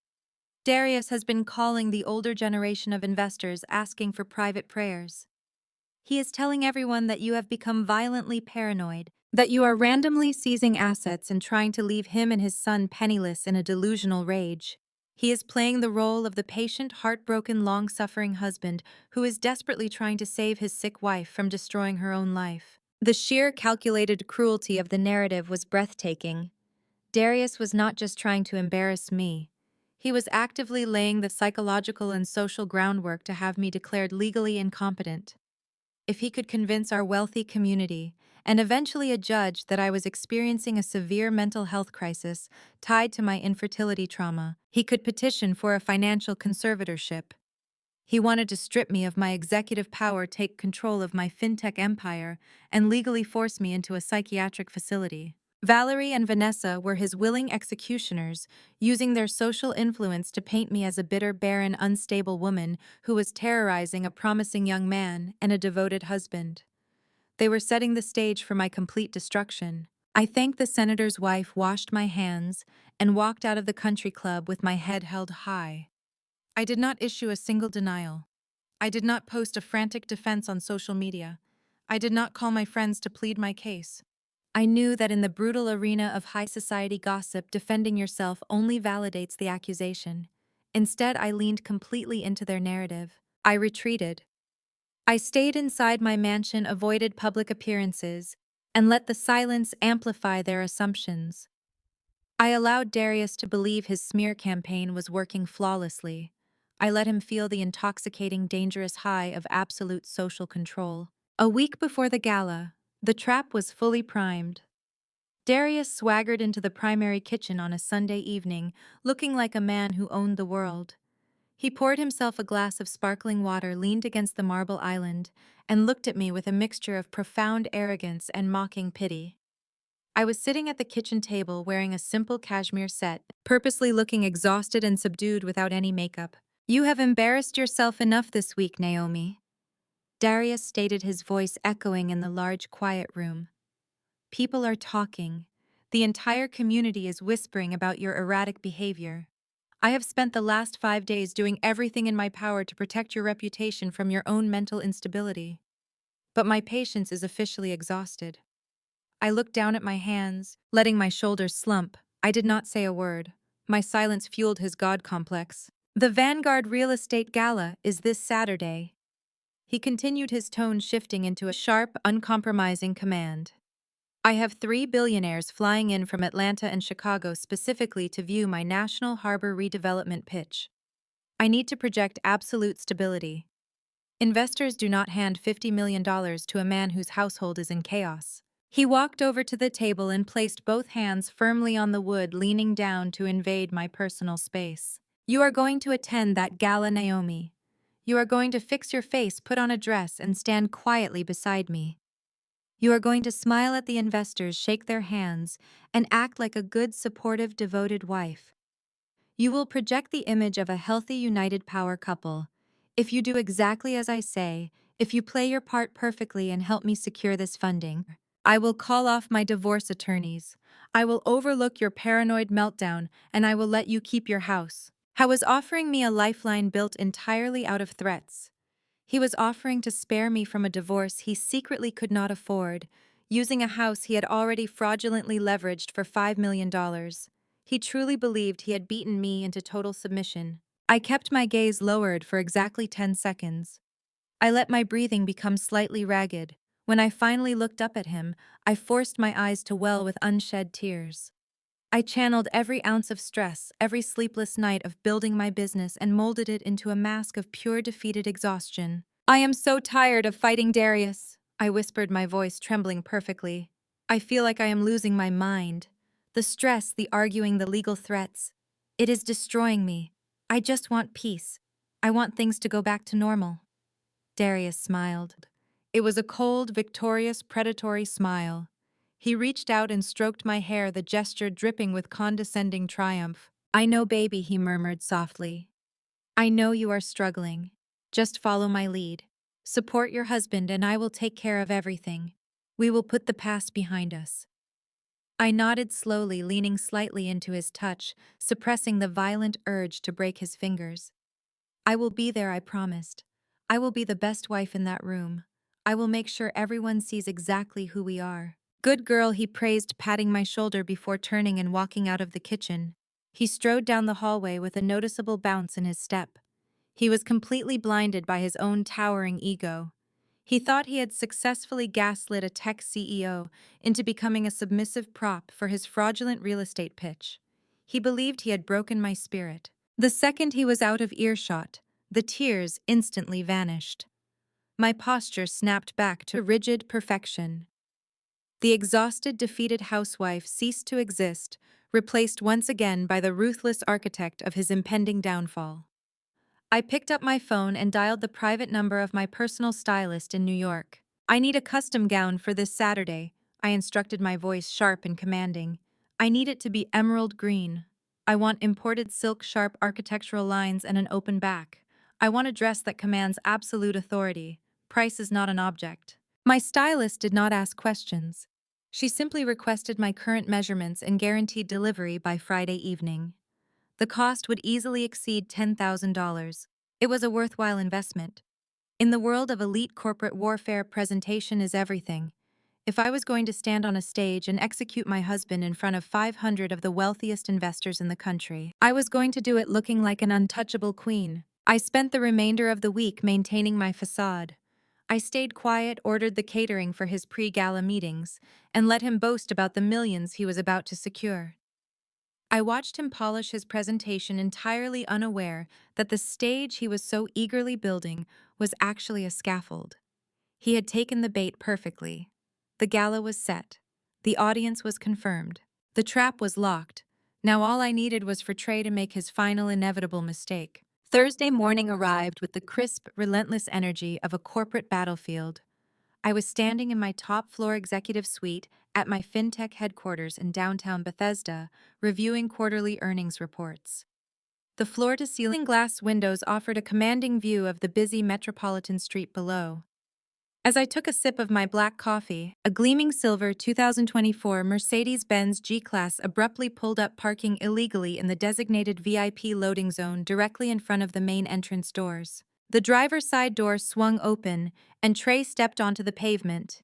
He was wearing a gaudy designer tracksuit and a smug, invincible grin.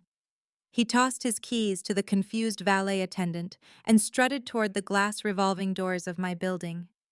He looked exactly like a boy who believed he had just conquered the world. In reality, he was a walking liability, delivering himself straight into my surveillance net. My desk phone chimed. My executive assistant informed me that my stepson was causing a disturbance at the front desk. I instructed her to hold all my calls. I smoothed the lapels of my tailored charcoal suit, stepped into my private elevator, and descended to the grand lobby. My corporate lobby was a masterpiece of modern architecture, bustling with software engineers, financial analysts, and visiting executives.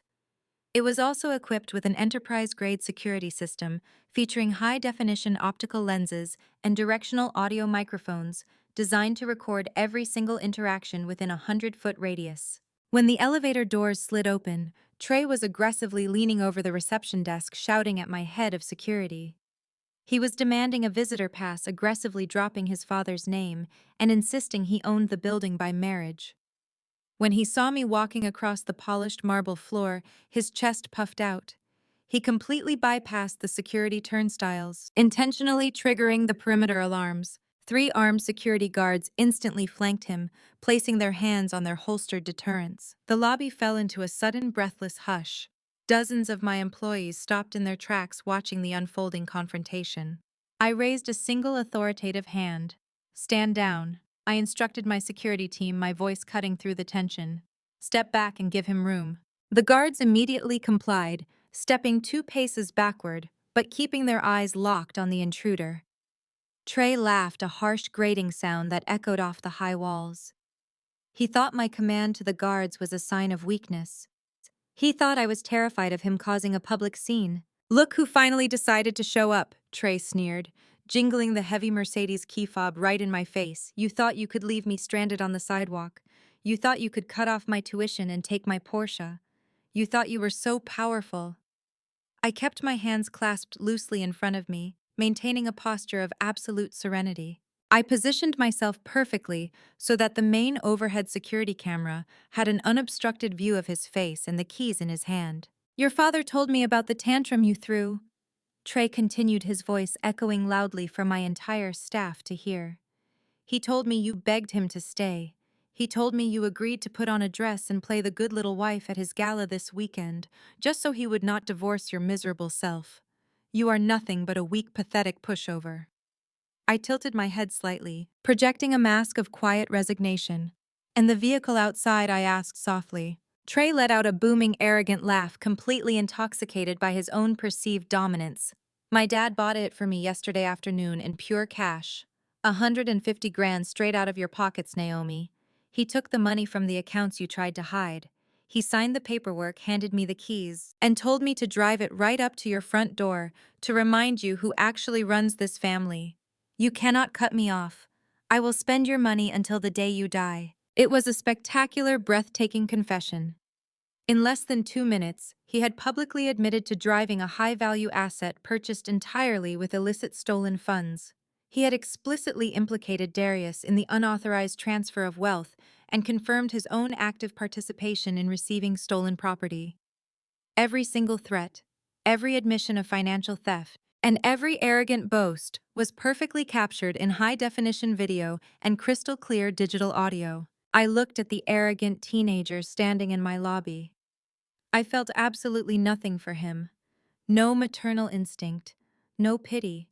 He was simply a piece of collateral evidence waiting to be processed. "Enjoy the new car, Trey," I said, my voice completely devoid of emotion. Make sure you keep the registration and insurance documents in the glove compartment. You are going to need them very soon. I turned my back on him and walked straight back to my private elevator. Behind me, Trey continued to laugh and shout insults, completely oblivious to the fact that he had just handed a federal prosecutor the final nail for his own coffin. The elevator doors slid shut, sealing off his voice. I returned to my office, logged into the mainframe, and downloaded the raw, unedited security footage. I transferred the encrypted file onto a secure flash drive, dropped it into my briefcase, and walked out the private exit. 2 hours later, I was sitting in a windowless, soundproof conference room located deep inside a federal building in downtown Washington, D.C. My brother Andre sat to my right, his custom briefcase open, arranging thick stacks of financial documents on the steel table. Sitting directly across from us were two highly seasoned federal investigators. Special Agent Sterling, from the Federal Bureau of Investigation, White Collar Crime Division, and Supervisory Agent Rollins, from the Internal Revenue Service, Criminal Investigation Division. Andre did not waste time with pleasantries. He slid a massive, meticulously indexed binder across the table. Gentleman, Andre began, his tone razor sharp. We are officially presenting evidence of a multi-million-dollar commercial fraud network, aggravated identity theft, and tax-exempt charity money laundering. Agent Sterling opened the binder, his eyes scanning the summary page. Agent Rollins leaned in, analyzing the routing numbers highlighted in yellow marker. Let us start with the primary felony. Andre instructed, tapping a glossy printout of a commercial loan agreement.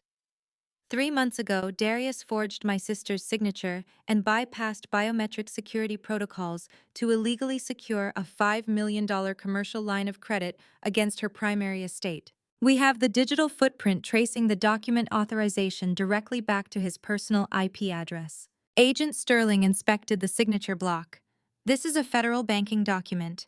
Forging a signature to leverage a multi-million-dollar property is a mandatory minimum sentence if convicted. Where did the capital go? That brings us to the money laundering, Andre said, sliding the next set of documents forward. Darius transferred the $5 million into a commercial holding account. But that is just the tip of the iceberg. For the past 3 years, he has been siphoning hundreds of thousands of dollars from his marital accounts and running them through a registered nonprofit organization called the Vanguard Youth Empowerment Fund. The charity is operated by his sister Valerie. Agent Rollins looked up, his interest severely piqued by the mention of tax-exempt fraud. Are you saying they are using a 501c3 as a financial buffer? Exactly, I spoke up, my voice steady and authoritative. The charity claims to support at-risk youth in Baltimore. They have never hosted a single community event. Instead, Valerie authorizes operational grants under the guise of community wellness. Every single one of those grants is wired directly into the business checking account of Oasis Rejuvenation LLC. I slid a photograph of the luxury downtown spa across the table. The spa is owned and operated by Vanessa, his ex-wife. They are using tax-exempt charitable donations to fund a luxury day spa, circumventing federal taxes, and hiding the stolen assets from any potential civil litigation. The two agents exchanged a highly significant look. The paper trail was pristine. It was a completely closed loop of illicit financial activity. It was a prosecutor's dream scenario. I reached into my pocket and placed the secure flash drive onto the metal table. Inside this drive, I continued, you will find an audio recording of Darius explicitly threatening to leverage my company and admitting to manipulating me to protect his fraudulent assets.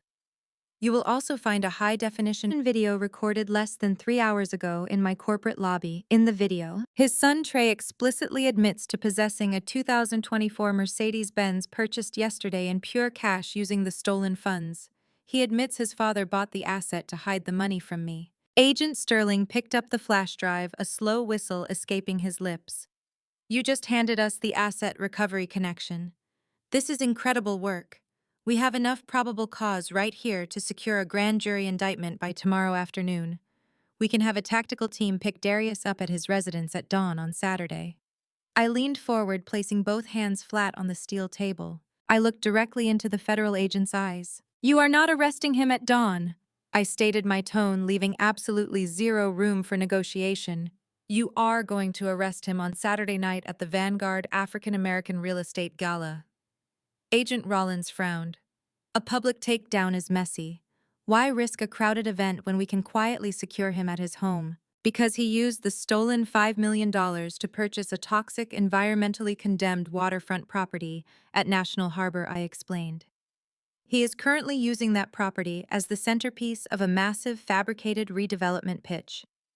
He invited 500 of the wealthiest institutional investors in the country to this gala. High plans to stand on a stage on Saturday night and solicit $50 million in development funds for a project that legally cannot be built. It is a massive Ponzi scheme in motion. Andre leaned in, closing the trap. If you arrest him quietly at home, his network will assume it is a civil misunderstanding. His partners might hide the remaining assets. If you arrest him on that stage while he is actively attempting to defraud $500 million in venture capital, you seize the entire operation in progress, you protect the investors, and you secure the physical evidence of the pitch itself. The room fell silent. The ticking of the wall clock was the only sound as the two federal agents processed the magnitude of the strategy. It was high risk, but the reward was a career-defining bust for both of their agencies. Agent Sterling looked at Agent Rollins. Rollins gave a curt, decisive nod. Sterling turned back to me, closing the massive evidence binder. Wear something nice to the gala, Naomi. We will see you on Saturday night. Let the man build his stage. We will gladly bring the handcuffs. Saturday night arrived with a heavy, electric anticipation. I stood in front of the floor-to-ceiling mirror in my master dressing room, staring at the reflection of a woman preparing for war. The custom emerald green silk gown draped perfectly over my frame, the sharp architectural lines of the open back projecting absolute authority. I secured a pair of diamond drop earrings, checking my expression one final time. There was no trace of the exhausted, defeated wife I had played earlier in the week. Tonight I was the executioner. We pulled up to the grand entrance of the luxury Maryland hotel. Flashbulbs went off as the valet opened the door of our chauffeured vehicle. Darius stepped out first, adjusting the cuffs of his bespoke velvet tuxedo. He reached back and offered me his hand, wearing a brilliant manufactured smile for the cameras. I took his hand and stepped into the flashbulbs, playing my part flawlessly. The grand ballroom was a spectacle of absolute opulence. 500 of the most prominent affluent African American investors, venture capitalists, and real estate moguls in the DMV area filled the massive space. Crystal chandeliers cast a warm, golden glow over the sea of designer gowns and tailored suits. Waiters carrying silver trays of champagne glided silently through the crowd. This was the pinnacle of high society, and Darius was treating the entire room like his personal kingdom. He walked through the crowd with a glass of expensive scotch in his right hand, his left hand resting heavily on the small of my back. He was working the room with a predatory charm, shaking hands with billionaires and nodding at potential investors. He introduced me to everyone we passed, loudly boasting about his brilliant, supportive wife. I smiled warmly at the institutional investors, feeding his towering ego exactly what it craved. I nodded in agreement as he smoothly pitched his fabricated waterfront redevelopment project, watching him weave a massive web of lies right in front of my face. He felt invincible. He believed my presence by his side validated every single fraudulent claim he was making. The National Harbor project is going to redefine commercial luxury. Darius told a prominent Chicago venture capitalist, gesturing grandly with his Scotch glass. We are just looking for the right visionary partners to scale the development. The Chicago investor looked impressed, turning his attention to me. And your financial technology firm is handling the transaction architecture for the commercial leases, I presume. Darius tightened his grip on my waist, a silent warning to play along. I looked the billionaire right in the eyes and smiled graciously. Darius handles his own real estate ventures independently, I replied, my voice smooth and carefully modulated. My company strictly focuses on verified, fully audited global transactions. We like to keep our professional portfolios completely separate. It was the absolute truth delivered as a polite marital pleasantry. Darius chuckled, kissing my cheek to mask his slight irritation. My wife is modest, he covered smoothly, but she is the foundation of this family. I took a sip of my sparkling water. The foundation was about to crumble, and he was standing directly on the fault line. As we navigated toward the center of the ballroom, I spotted the rest of his toxic entourage. Valerie was standing near the main bar, loudly promoting her fake charity to a group of wealthy philanthropists. And then I saw Vanessa. She was holding a martini glass, laughing loudly with a group of local politicians. She was wearing a stunning, floor-length crimson gown that I immediately recognized from a high-end boutique in Georgetown. She had purchased that dress using the money Darius funneled through the charity into her luxury day spa. She was wearing my hard-earned wealth on her back, parading around the gala like she belonged among the elite. When Vanessa saw me walking with Darius, she raised her glass in a mocking, triumphant salute. She thought she had won. I did not glare at her. I did not look away in shame. I simply held her gaze and offered a very slow, very terrifying smile. Her mocking expression faltered for a fraction of a second before she turned back to her conversation. She had no idea the federal government had already finalized the seizure paperwork for her precious business. Outside the lavish hotel, far removed from the golden light of the chandeliers, the crisp night air carried a different kind of energy. The Grand Valet stand at the front entrance was heavily congested with luxury vehicles. At exactly 9 o'clock, the roar of a high-performance engine echoed up the sweeping circular driveway. The sleek, silver 2024 Mercedes-Benz G-Class aggressively cut the line of waiting cars. It pulled directly up to the red carpet drop-off zone, the tires screeching slightly on the pavement. The heavy bass of a rap song thumped from the vehicle's premium sound system, vibrating the heavy glass doors of the hotel lobby. Trey threw the driver's side door open and stepped out onto the red carpet. He was wearing a custom-tailored velvet tuxedo that Darius had undoubtedly financed with the stolen loan money. 3 of his fraternity brothers piled out of the passenger doors, already heavily intoxicated. Trey did not hand his keys to the valet attendant. Instead, he leaned against the hood of the luxury SUV, loudly bragging to his friends. "Cash purchase, boys," Trey boasted, his voice carrying over the idle chatter. "My dad dropped 150 grand like it was nothing. Told me to pull up to the gala and show everyone how we live. We own this city tonight." Trey laughed, completely unaware of the dark, unmarked vehicles that had been quietly idling across the street. As Trey turned to high-five one of his fraternity brothers, a massive black Chevrolet Suburban suddenly accelerated out of the shadows. It cut a sharp, aggressive angle across the circular driveway, blocking the front bumper of the Mercedes.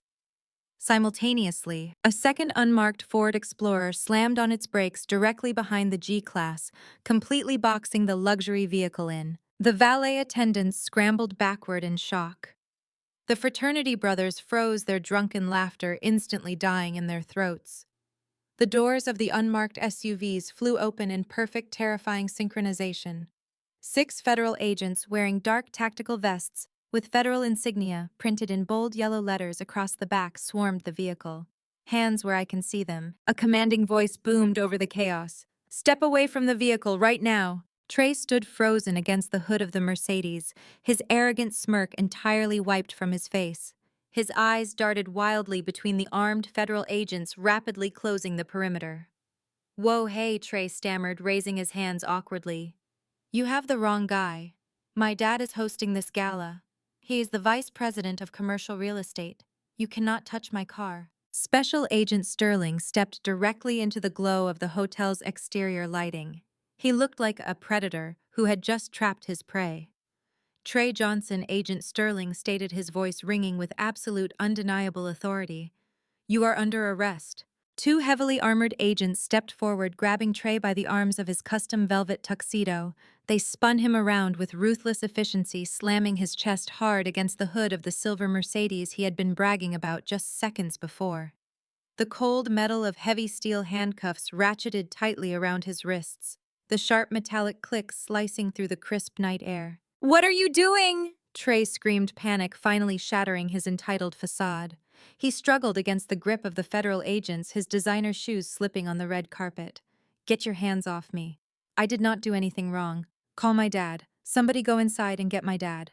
Agent Sterling stepped closer, pulling a folded legal document from his tactical vest. You are being placed under federal arrest for the possession of stolen property, receiving and transferring fraudulent funds, and conspiracy to commit wire fraud. The vehicle you are currently leaning against was purchased using illicit funds obtained through aggravated identity theft and bank fraud. It is hereby seized as evidence by the federal government. Trey's fraternity brothers slowly backed away, pressing themselves against the brick wall of the hotel exterior, terrified of being indicted as accessories. They watched in absolute silence as their friend, who had just claimed to own the city, was thoroughly searched and stripped of his personal belongings. The agents pulled the key fob to the Mercedes from his tuxedo pocket and handed it to a secondary officer. Dad Trey shrieked, his voice cracking with pure, unadulterated terror. He twisted his neck, staring desperately at the heavy glass doors of the hotel lobby. "Dad, come out here. They are taking me. Get out here and help me." But the heavy glass doors remained firmly shut. Inside the grand ballroom, the live jazz band launched into a booming, energetic symphony of brass and percussion. The cheerful, upbeat music vibrated through the hotel walls, completely and utterly drowning out the desperate, frantic screams of a spoiled teenager facing the devastating reality of the federal justice system. Agent Sterling grabbed Trey by the shoulder and shoved him forcefully toward the back of the unmarked Suburban. "Your dad cannot help you tonight, kid," Sterling said coldly as he pushed Trey into the back seat of the federal vehicle. "He is next on our list." The heavy doors of the SUV slammed shut, sealing Trey inside the dark, soundproof interior. Outside, the valet attendant stood in stunned silence as a federal seizure sticker was slapped onto the windshield of the silver Mercedes. The entire takedown had lasted less than 3 minutes. It was surgical, ruthless, and absolutely perfect. Inside the ballroom, oblivious to the fact that his son had just been hauled off to a federal holding cell, Darius confidently checked his gold watch and prepared to take the stage. The master of ceremonies, a prominent local news anchor, stepped to the podium. His voice boomed through the state-of-the-art sound system, commanding the attention of the 500 elite guests. He introduced Darius as a visionary, a titan of commercial real estate, and a pillar of the African American business community. The applause that erupted was deafening. Billionaires, politicians, and venture capitalists set down their crystal champagne flutes and turned their undivided attention to the grand stage. Darius walked up the carpeted steps with the swagger of a conquering king. He adjusted the microphone, flashing his signature $1 million smile. He looked out over the sea of wealthy investors, entirely convinced that he was the smartest man in the room. "Thank you all for being here tonight," Darius began, his voice smooth and incredibly persuasive. "We are gathered in this magnificent room not just to celebrate real estate, but to discuss something much larger. We are here to talk about building generational wealth. We are here to talk about creating a legacy that will outlast us all, a legacy built on vision, aggressive investment, and unwavering family support." He paused perfectly, letting the buzzword resonate. The crowd nodded in approval. He launched into his fabricated pitch for the National Harbor Project. He painted a masterpiece of deception, describing a sprawling, state-of-the-art waterfront complex that would yield unprecedented returns. He asked the room for $50 million in development funds, promising them the opportunity of a lifetime. The investors were hooked. They were leaning forward, captivated by the illusion. But to build a legacy of this magnitude, Darius continued, his voice dropping into a tender, manufactured register, "a man cannot do it alone. Behind every great vision is a foundation of absolute stability. I would not be standing on this stage tonight without the unwavering love of my beautiful, supportive wife. Naomi, baby, please come up here." The spotlight immediately swiveled, cutting through the dim ballroom to illuminate me. The crowd erupted into warm, enthusiastic applause. I stood up slowly. I smoothed the skirt of my custom emerald green silk gown. I held my head high, projecting the absolute confidence of a reigning queen. Every eye in the room tracked my movement as I walked gracefully toward the stage. Vanessa watched me from her table near the front, her lips curled into a bitter, envious sneer. Valerie clapped loudly, playing the role of the supportive sister-in-law for the wealthy donors sitting next to her. They all thought I had surrendered. They all thought I was walking up those steps to surrender my dignity and endorse his massive fraud. I reached the center of the stage. Darius pulled me into a tight, performative embrace. He kissed my cheek, whispering in my ear.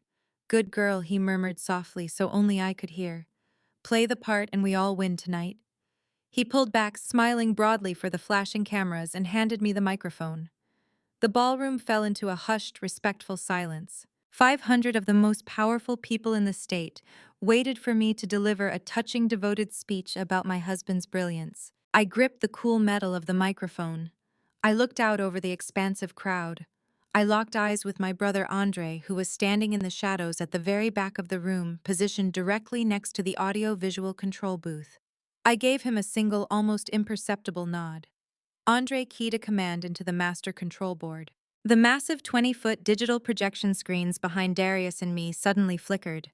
The elegant gold-embossed logo of the Vanguard African American Real Estate Gala vanished instantly. The screens went pitch black for one suspenseful second. Then a glaring white document materialized on the digital displays in blinding high-definition clarity. The crowd murmured in confusion. Darius turned around, a polite, slightly annoyed smile on his face, expecting to see a technical glitch with his architectural rendering slides. His smile died instantly. The document projected on the massive screens was a certified commercial bankruptcy filing. It prominently displayed Darius's name, his failing real estate firm, and a verified record showing 0 closed commercial deals in the last 24 months.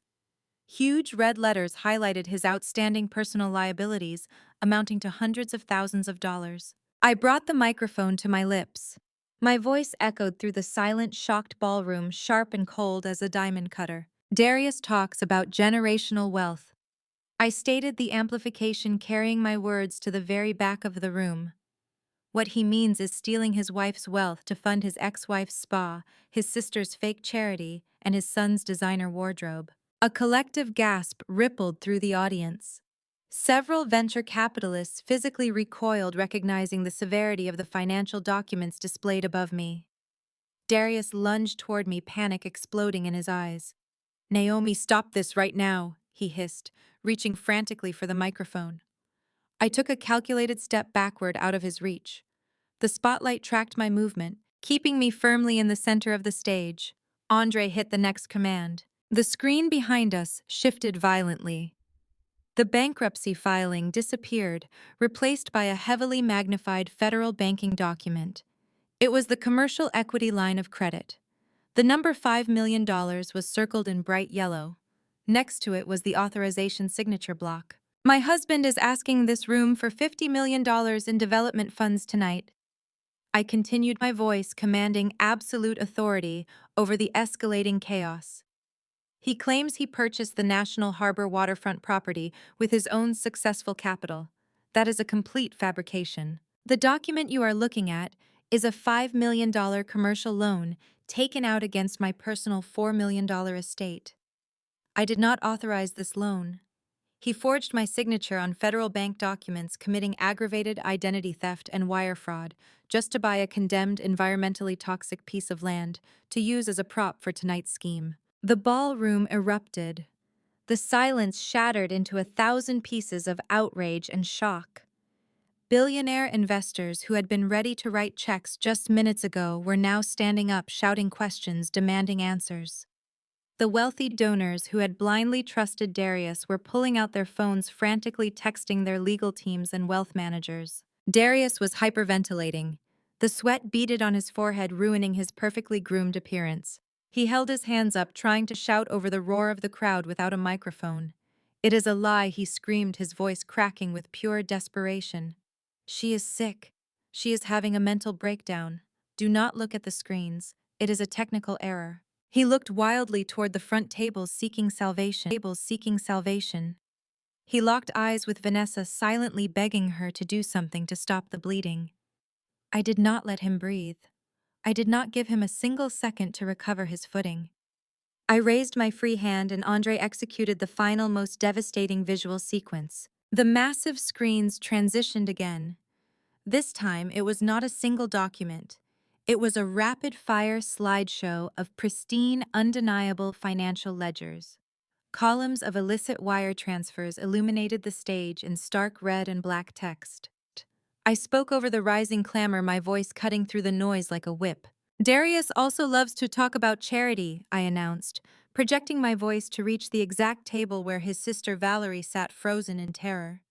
He asked my financial technology firm to match his donations to the Vanguard Youth Empowerment Fund. He told me it was for at-risk youth, but the money never went to the community. The screen zoomed in on the outgoing wire transfers from the fake charity. The destination accounts were highlighted for the entire room to see. I used his sister's tax-exempt nonprofit organization as a money laundering buffer, I declared, pointing directly at Valerie. Every single dollar was funneled directly into Oasis Rejuvenation LLC, a downtown day spa owned and operated by his ex-wife, Vanessa. The spotlight operator, either operating on Andre's instructions or simply caught up in the sheer drama of the moment, swung a secondary beam of harsh white light directly onto Vanessa's table. Vanessa sat perfectly illuminated in her expensive crimson gown, the very gown purchased with stolen charity funds. The wealthy politicians and socialites sitting at her table physically pushed their chairs away from her, scrambling to distance themselves from the radioactive financial fallout. Vanessa raised her hands to shield her face from the blinding light, her mouth open in a silent scream of absolute ruin. She looked frantically around the room, realizing that every single influential person in the district was currently watching her financial and social execution. Valerie, sitting 2 tables over, dropped her champagne glass. It shattered against the marble floor, the sharp noise piercing through the shouting crowd. She tried to stand up and run toward the exit, but the dense crowd of furious wealthy donors blocked her path. She was trapped in the center of the ballroom, entirely exposed as a federal fraud accomplice in front of the exact society she had spent her life trying to impress. Darius turned to me on the stage. His tailored tuxedo felt too big for him now. He looked small, hollow, and utterly destroyed. The confident, arrogant king of real estate was gone. In his place stood a terrified con artist who had just been publicly stripped of every single lie he had ever told. "Naomi, please!" Darius begged, his voice dropping into a pathetic, whimpering whisper. "Please stop. You are destroying my life. I will give it all back. I will sign whatever you want. Just turn the screens off. Please, Naomi, I am begging you." I lowered the microphone. I looked at the man who had brought his ex-wife into my kitchen to threaten my company. The man who had called me a bitter, barren woman. The man who thought he could use my hard-earned wealth to fund his own delusional empire and then discard me when I demanded basic respect. I leaned in close to his ear, ensuring the microphone did not pick up my final, private message to him. "I told you I was going to be the best wife in this room tonight," I whispered, the cold satisfaction radiating through my entire body. "I told you I would make sure everyone sees exactly who we are. I am a chief executive officer protecting her empire, and you are a thief who just ran out of time." I turned my back on him. I did not walk off the stage. I stood my ground, my emerald gown shining under the bright lights, looking out over the absolute pandemonium I had orchestrated. The investors were furious, shouting demands for police intervention. The socialites were gasping in horror. The entire facade of the Vanguard African American Real Estate Gala had collapsed into a spectacular, undeniable ruin. Darius stood frozen behind me, trapped on the stage with nowhere to run. He looked toward the heavy oak doors at the back of the ballroom, desperately hoping for a way out.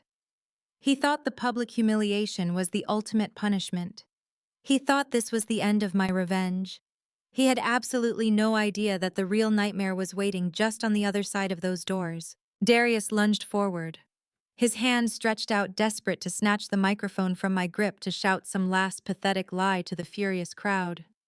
But before his fingers could even brush the cold metal, a thunderous crash reverberated through the grand ballroom.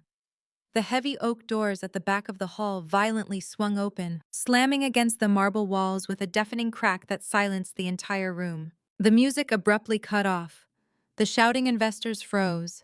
A phalanx of federal agents marched through the entrance, moving with terrifying synchronized precision. They wore dark tactical vests over their crisp dress shirts, the bold yellow letters spelling out FBI and IRS glowing ominously under the dim chandelier light. Leading the formation was Special Agent Sterling, his eyes locked dead onto the stage. The crowd of billionaires, politicians, and high society socialites instantly parted like the Red Sea, scrambling to pull their expensive gowns and tailored suits out of the path of the federal raid. Nobody wanted to be caught in the crossfire of a massive federal takedown. Darius stopped dead in his tracks. The blood drained completely from his face, leaving his skin a sickly ashen gray. He stumbled backward, his polished Italian leather shoes slipping slightly on the pristine stage floor. He looked wildly aside, exits his mind frantically calculating a getaway route, but two more armed agents had already blocked the service doors. Darius Johnson, Special Agent. Sterling's voice boomed across the cavernous ballroom, echoing off the high ceilings without the need for a microphone. You are under arrest. Agents swarmed the stage. Darius raised his hands, shaking violently, his bespoke velvet tuxedo suddenly looking like a ridiculous costume. Wait, there is a massive misunderstanding here. Darius stammered, his voice cracking into a high, pathetic whine. I am a respected vice president. You cannot just storm in here. My lawyers will have your jobs for this. Agent Sterling did not break his stride. He marched straight up the steps, grabbed Darius by the shoulder, and spun him around with absolute, unapologetic force. He slammed Darius face first against the podium, the impact knocking the microphone to the floor with a loud shriek of feedback. You are under federal arrest for aggravated identity theft, bank fraud, and wire fraud. Sterling announced, his voice devoid of any mercy. He pulled Darius's arms behind his back, the heavy steel handcuffs ratcheting tightly around my husband's wrists, with a series of sharp metallic clicks. You forged a federal loan document to secure $5 million in illicit funds. You do not need your lawyers to save your job.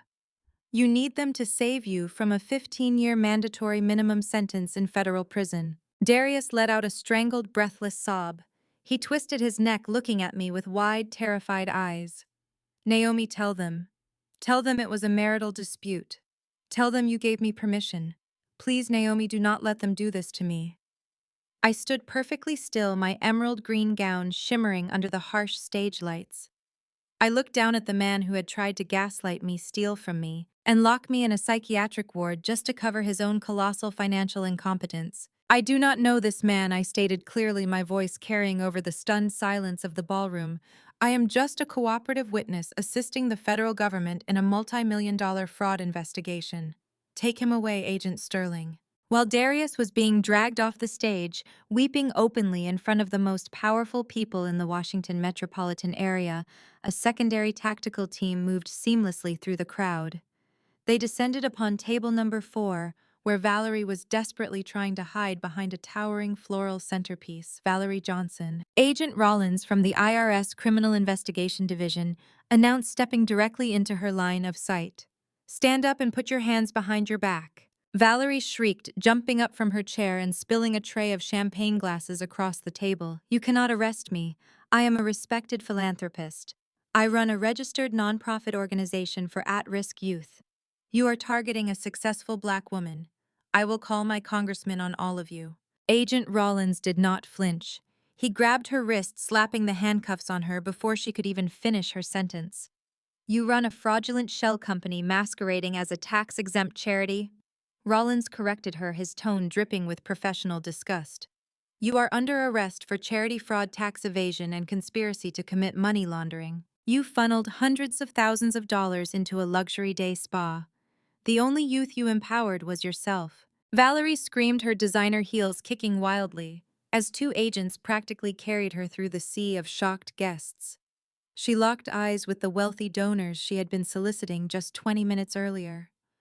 Those same donors were now staring at her with pure, unadulterated revulsion, already dialing their wealth managers to cancel every single check they had ever written to her fake charity. The synchronized takedown was a masterclass in federal execution, but the absolute climax of the night had not yet occurred.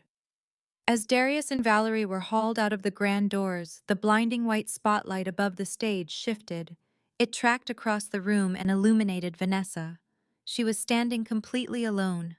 The politicians and socialites who had shared her table had abandoned her, fleeing the blast radius of her impending destruction. Vanessa was shaking, her face twisted into a mask of pure, unhinged fury.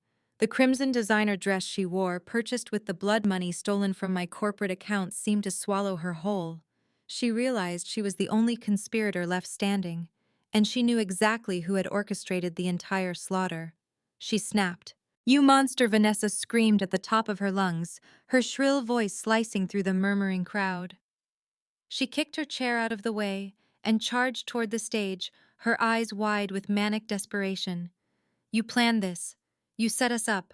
You are a cold, heartless witch. You ruined my son's life. You ruined my ex-husband, and now you think you can just stand up there and ruin me." She reached the bottom of the stage steps, preparing to climb up and physically attack me. She never made it past the first step.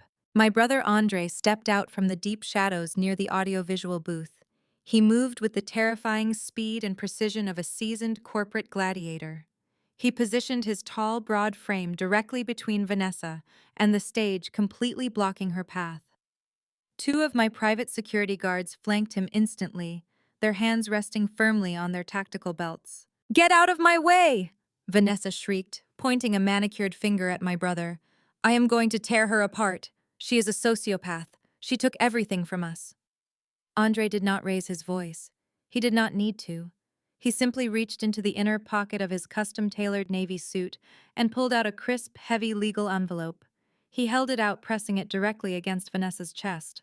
"You are going to want to take a very close look at this before you threaten my sister with assault," Andre said, his voice deadly calm and dripping with absolute authority. Vanessa froze. She looked down at the envelope, then up at Andre's unforgiving face. "What is this?" she stammered, her hands trembling as she took the thick paper. "That is an official seizure notice from the Internal Revenue Service," Andre announced, making sure his voice carried to the surrounding crowd. "While you were standing in here drinking premium champagne and parading around in a stolen dress, a team of federal agents kicked in the glass doors of Oasis Rejuvenation LLC. They seized the building, padlocked the entrances, and confiscated every single piece of equipment inside." Vanessa's jaw dropped. The color completely drained from her face, leaving her looking like a hollow, terrifying ghost. "No," she gasped, shaking her head violently. "No, you cannot do that. That is my business. That is my livelihood. I built that spa from the ground up." "Yao built absolutely nothing," I interjected, stepping forward to the edge of the stage. I looked down at her from my elevated position, wielding my power with absolute, unapologetic precision. "You built a fantasy using money stolen from a fake charity that was funded by my personal bank accounts. You lived a luxury lifestyle financed entirely by my intelligence and my hard work. You are a parasite, Vanessa, and the host has officially severed the connection." "But it gets worse," Andre continued, delivering the final fatal blow without a single ounce of mercy. "Because your entire business was funded by illicit laundered money, the federal government has frozen all of your personal banking accounts. They have seized your luxury vehicles. Furthermore, the landlord of your high-end downtown apartment was notified of your involvement in an active federal racketeering case. Your lease was terminated effectively immediately." Andre leaned in closer, his dark eyes boring into her terrified soul. "You are officially bankrupt, Vanessa. You have no business. You have no money. And as of an hour ago, you are entirely homeless. I suggest you take whatever cash you have in that expensive purse and find a cheap motel because you have absolutely nowhere else to go." Vanessa dropped the legal envelope. It fluttered to the marble floor, landing next to the shattered remains of a champagne glass. She fell to her knees, the luxurious crimson fabric of her stolen gown pooling around her on the cold, hard stone. She buried her face in her hands, letting out a loud, agonizing wail of complete and utter despair. The facade of the untouchable, elite socialite was completely destroyed. She was nothing more than a criminal who had finally run out of other people's money. I stood on the stage looking down at the wreckage of the people who had dared to underestimate me. I thought about the night this all began. I thought about Trey mocking me at my parents' anniversary dinner. I thought about Darius pulling me into a corner, ordering me to stop acting like a mother, and demanding that I stop embarrassing him. I slowly descended the stage steps. The security guards parted, allowing me to approach the weeping, broken woman on the floor. I stood directly in front of Vanessa. The entire ballroom held its collective breath, waiting to see what I would do next. Vanessa looked up at me through her tears, her mascara running down her face in thick, dark streaks. "Please, Naomi," she sobbed, her hands reaching out to grab the hem of my emerald gown. Please, I have nothing left. My son is in jail. Darius is gone. I have nowhere to sleep tonight. Please, you have so much money. Just help me this one last time. Show some mercy. I looked down at her outstretched hands. I did not step away, but I did not reach out to comfort her. My face remained an impenetrable mask of cold, calculated execution. I told you in my kitchen that the person who writes the checks makes the rules.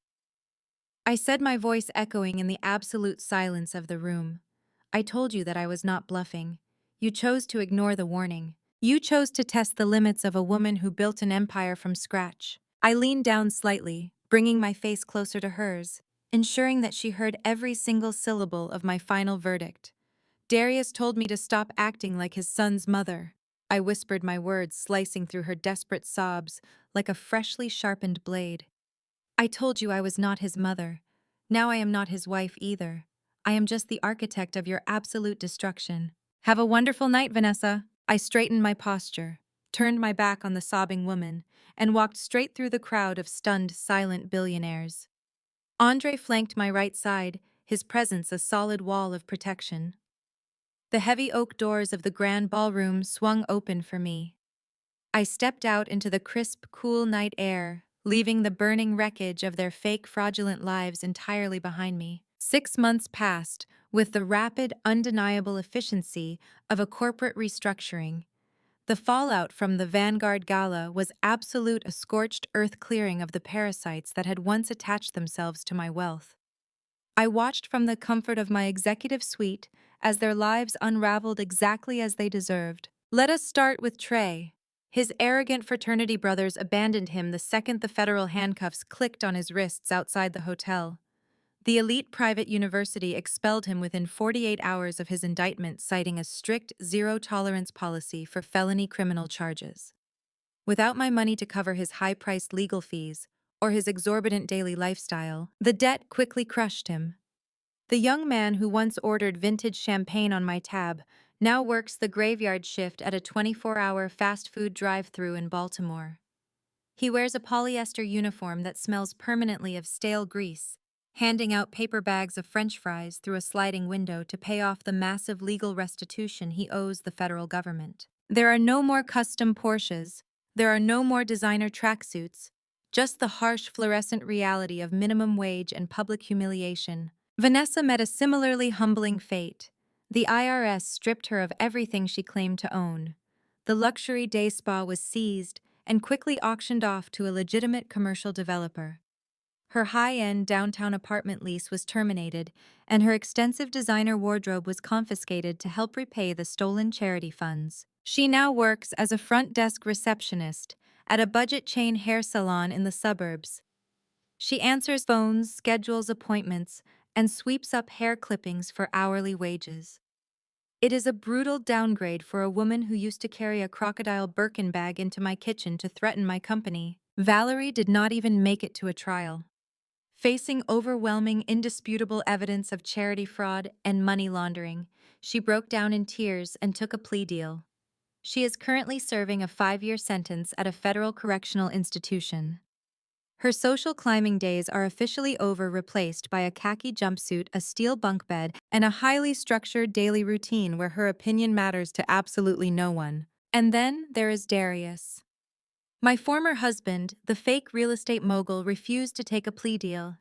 His staggering ego convinced him he could charm a federal jury just like he charmed local investors. He was horribly wrong.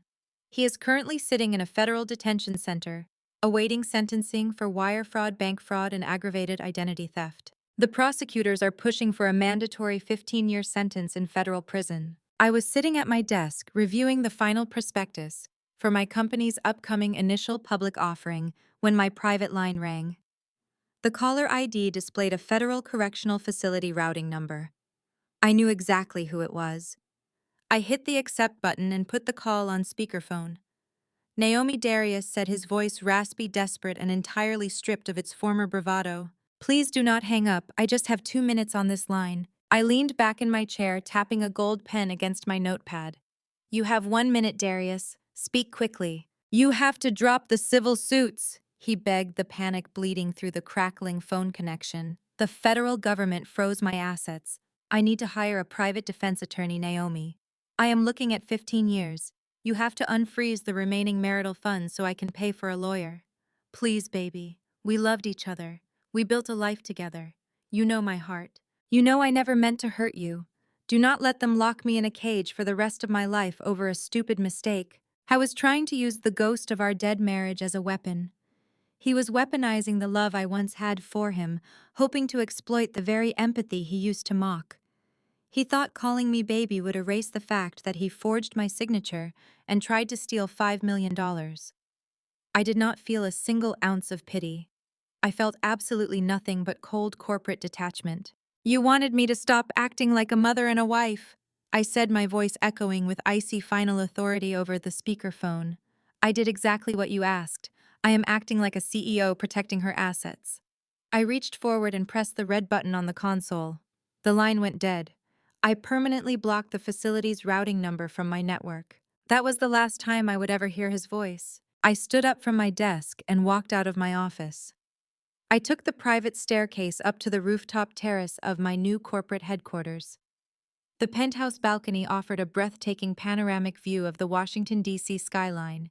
The sun was just beginning to set, casting brilliant streaks of purple and gold across the glass and steel architecture of the city. Today was not just another Friday.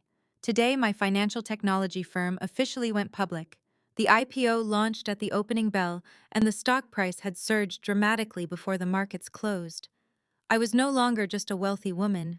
I was a certified billionaire sitting at the absolute pinnacle of the tech industry, and I had done it entirely on my own terms. The glass doors to the balcony slid open.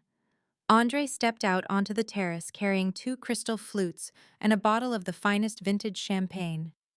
I was smiling a wide, genuine expression of pure triumph. The final market capitalization just came in, Andre announced, walking over and handing me a glass. We broke every single projection, Naomi. The world knows exactly who you are. I took the crystal flute. The cool glass felt perfect in my hand.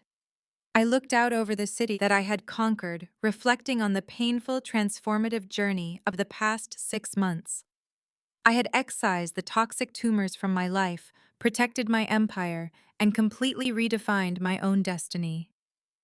To acting like a CEO, Andre said, raising his glass in a toast. To acting like a CEO, I agreed, a radiant, victorious smile spreading across my face. We clinked our glasses together. The crisp, clear sound rang out into the evening air. I took a slow sip of the champagne, savoring the taste of ultimate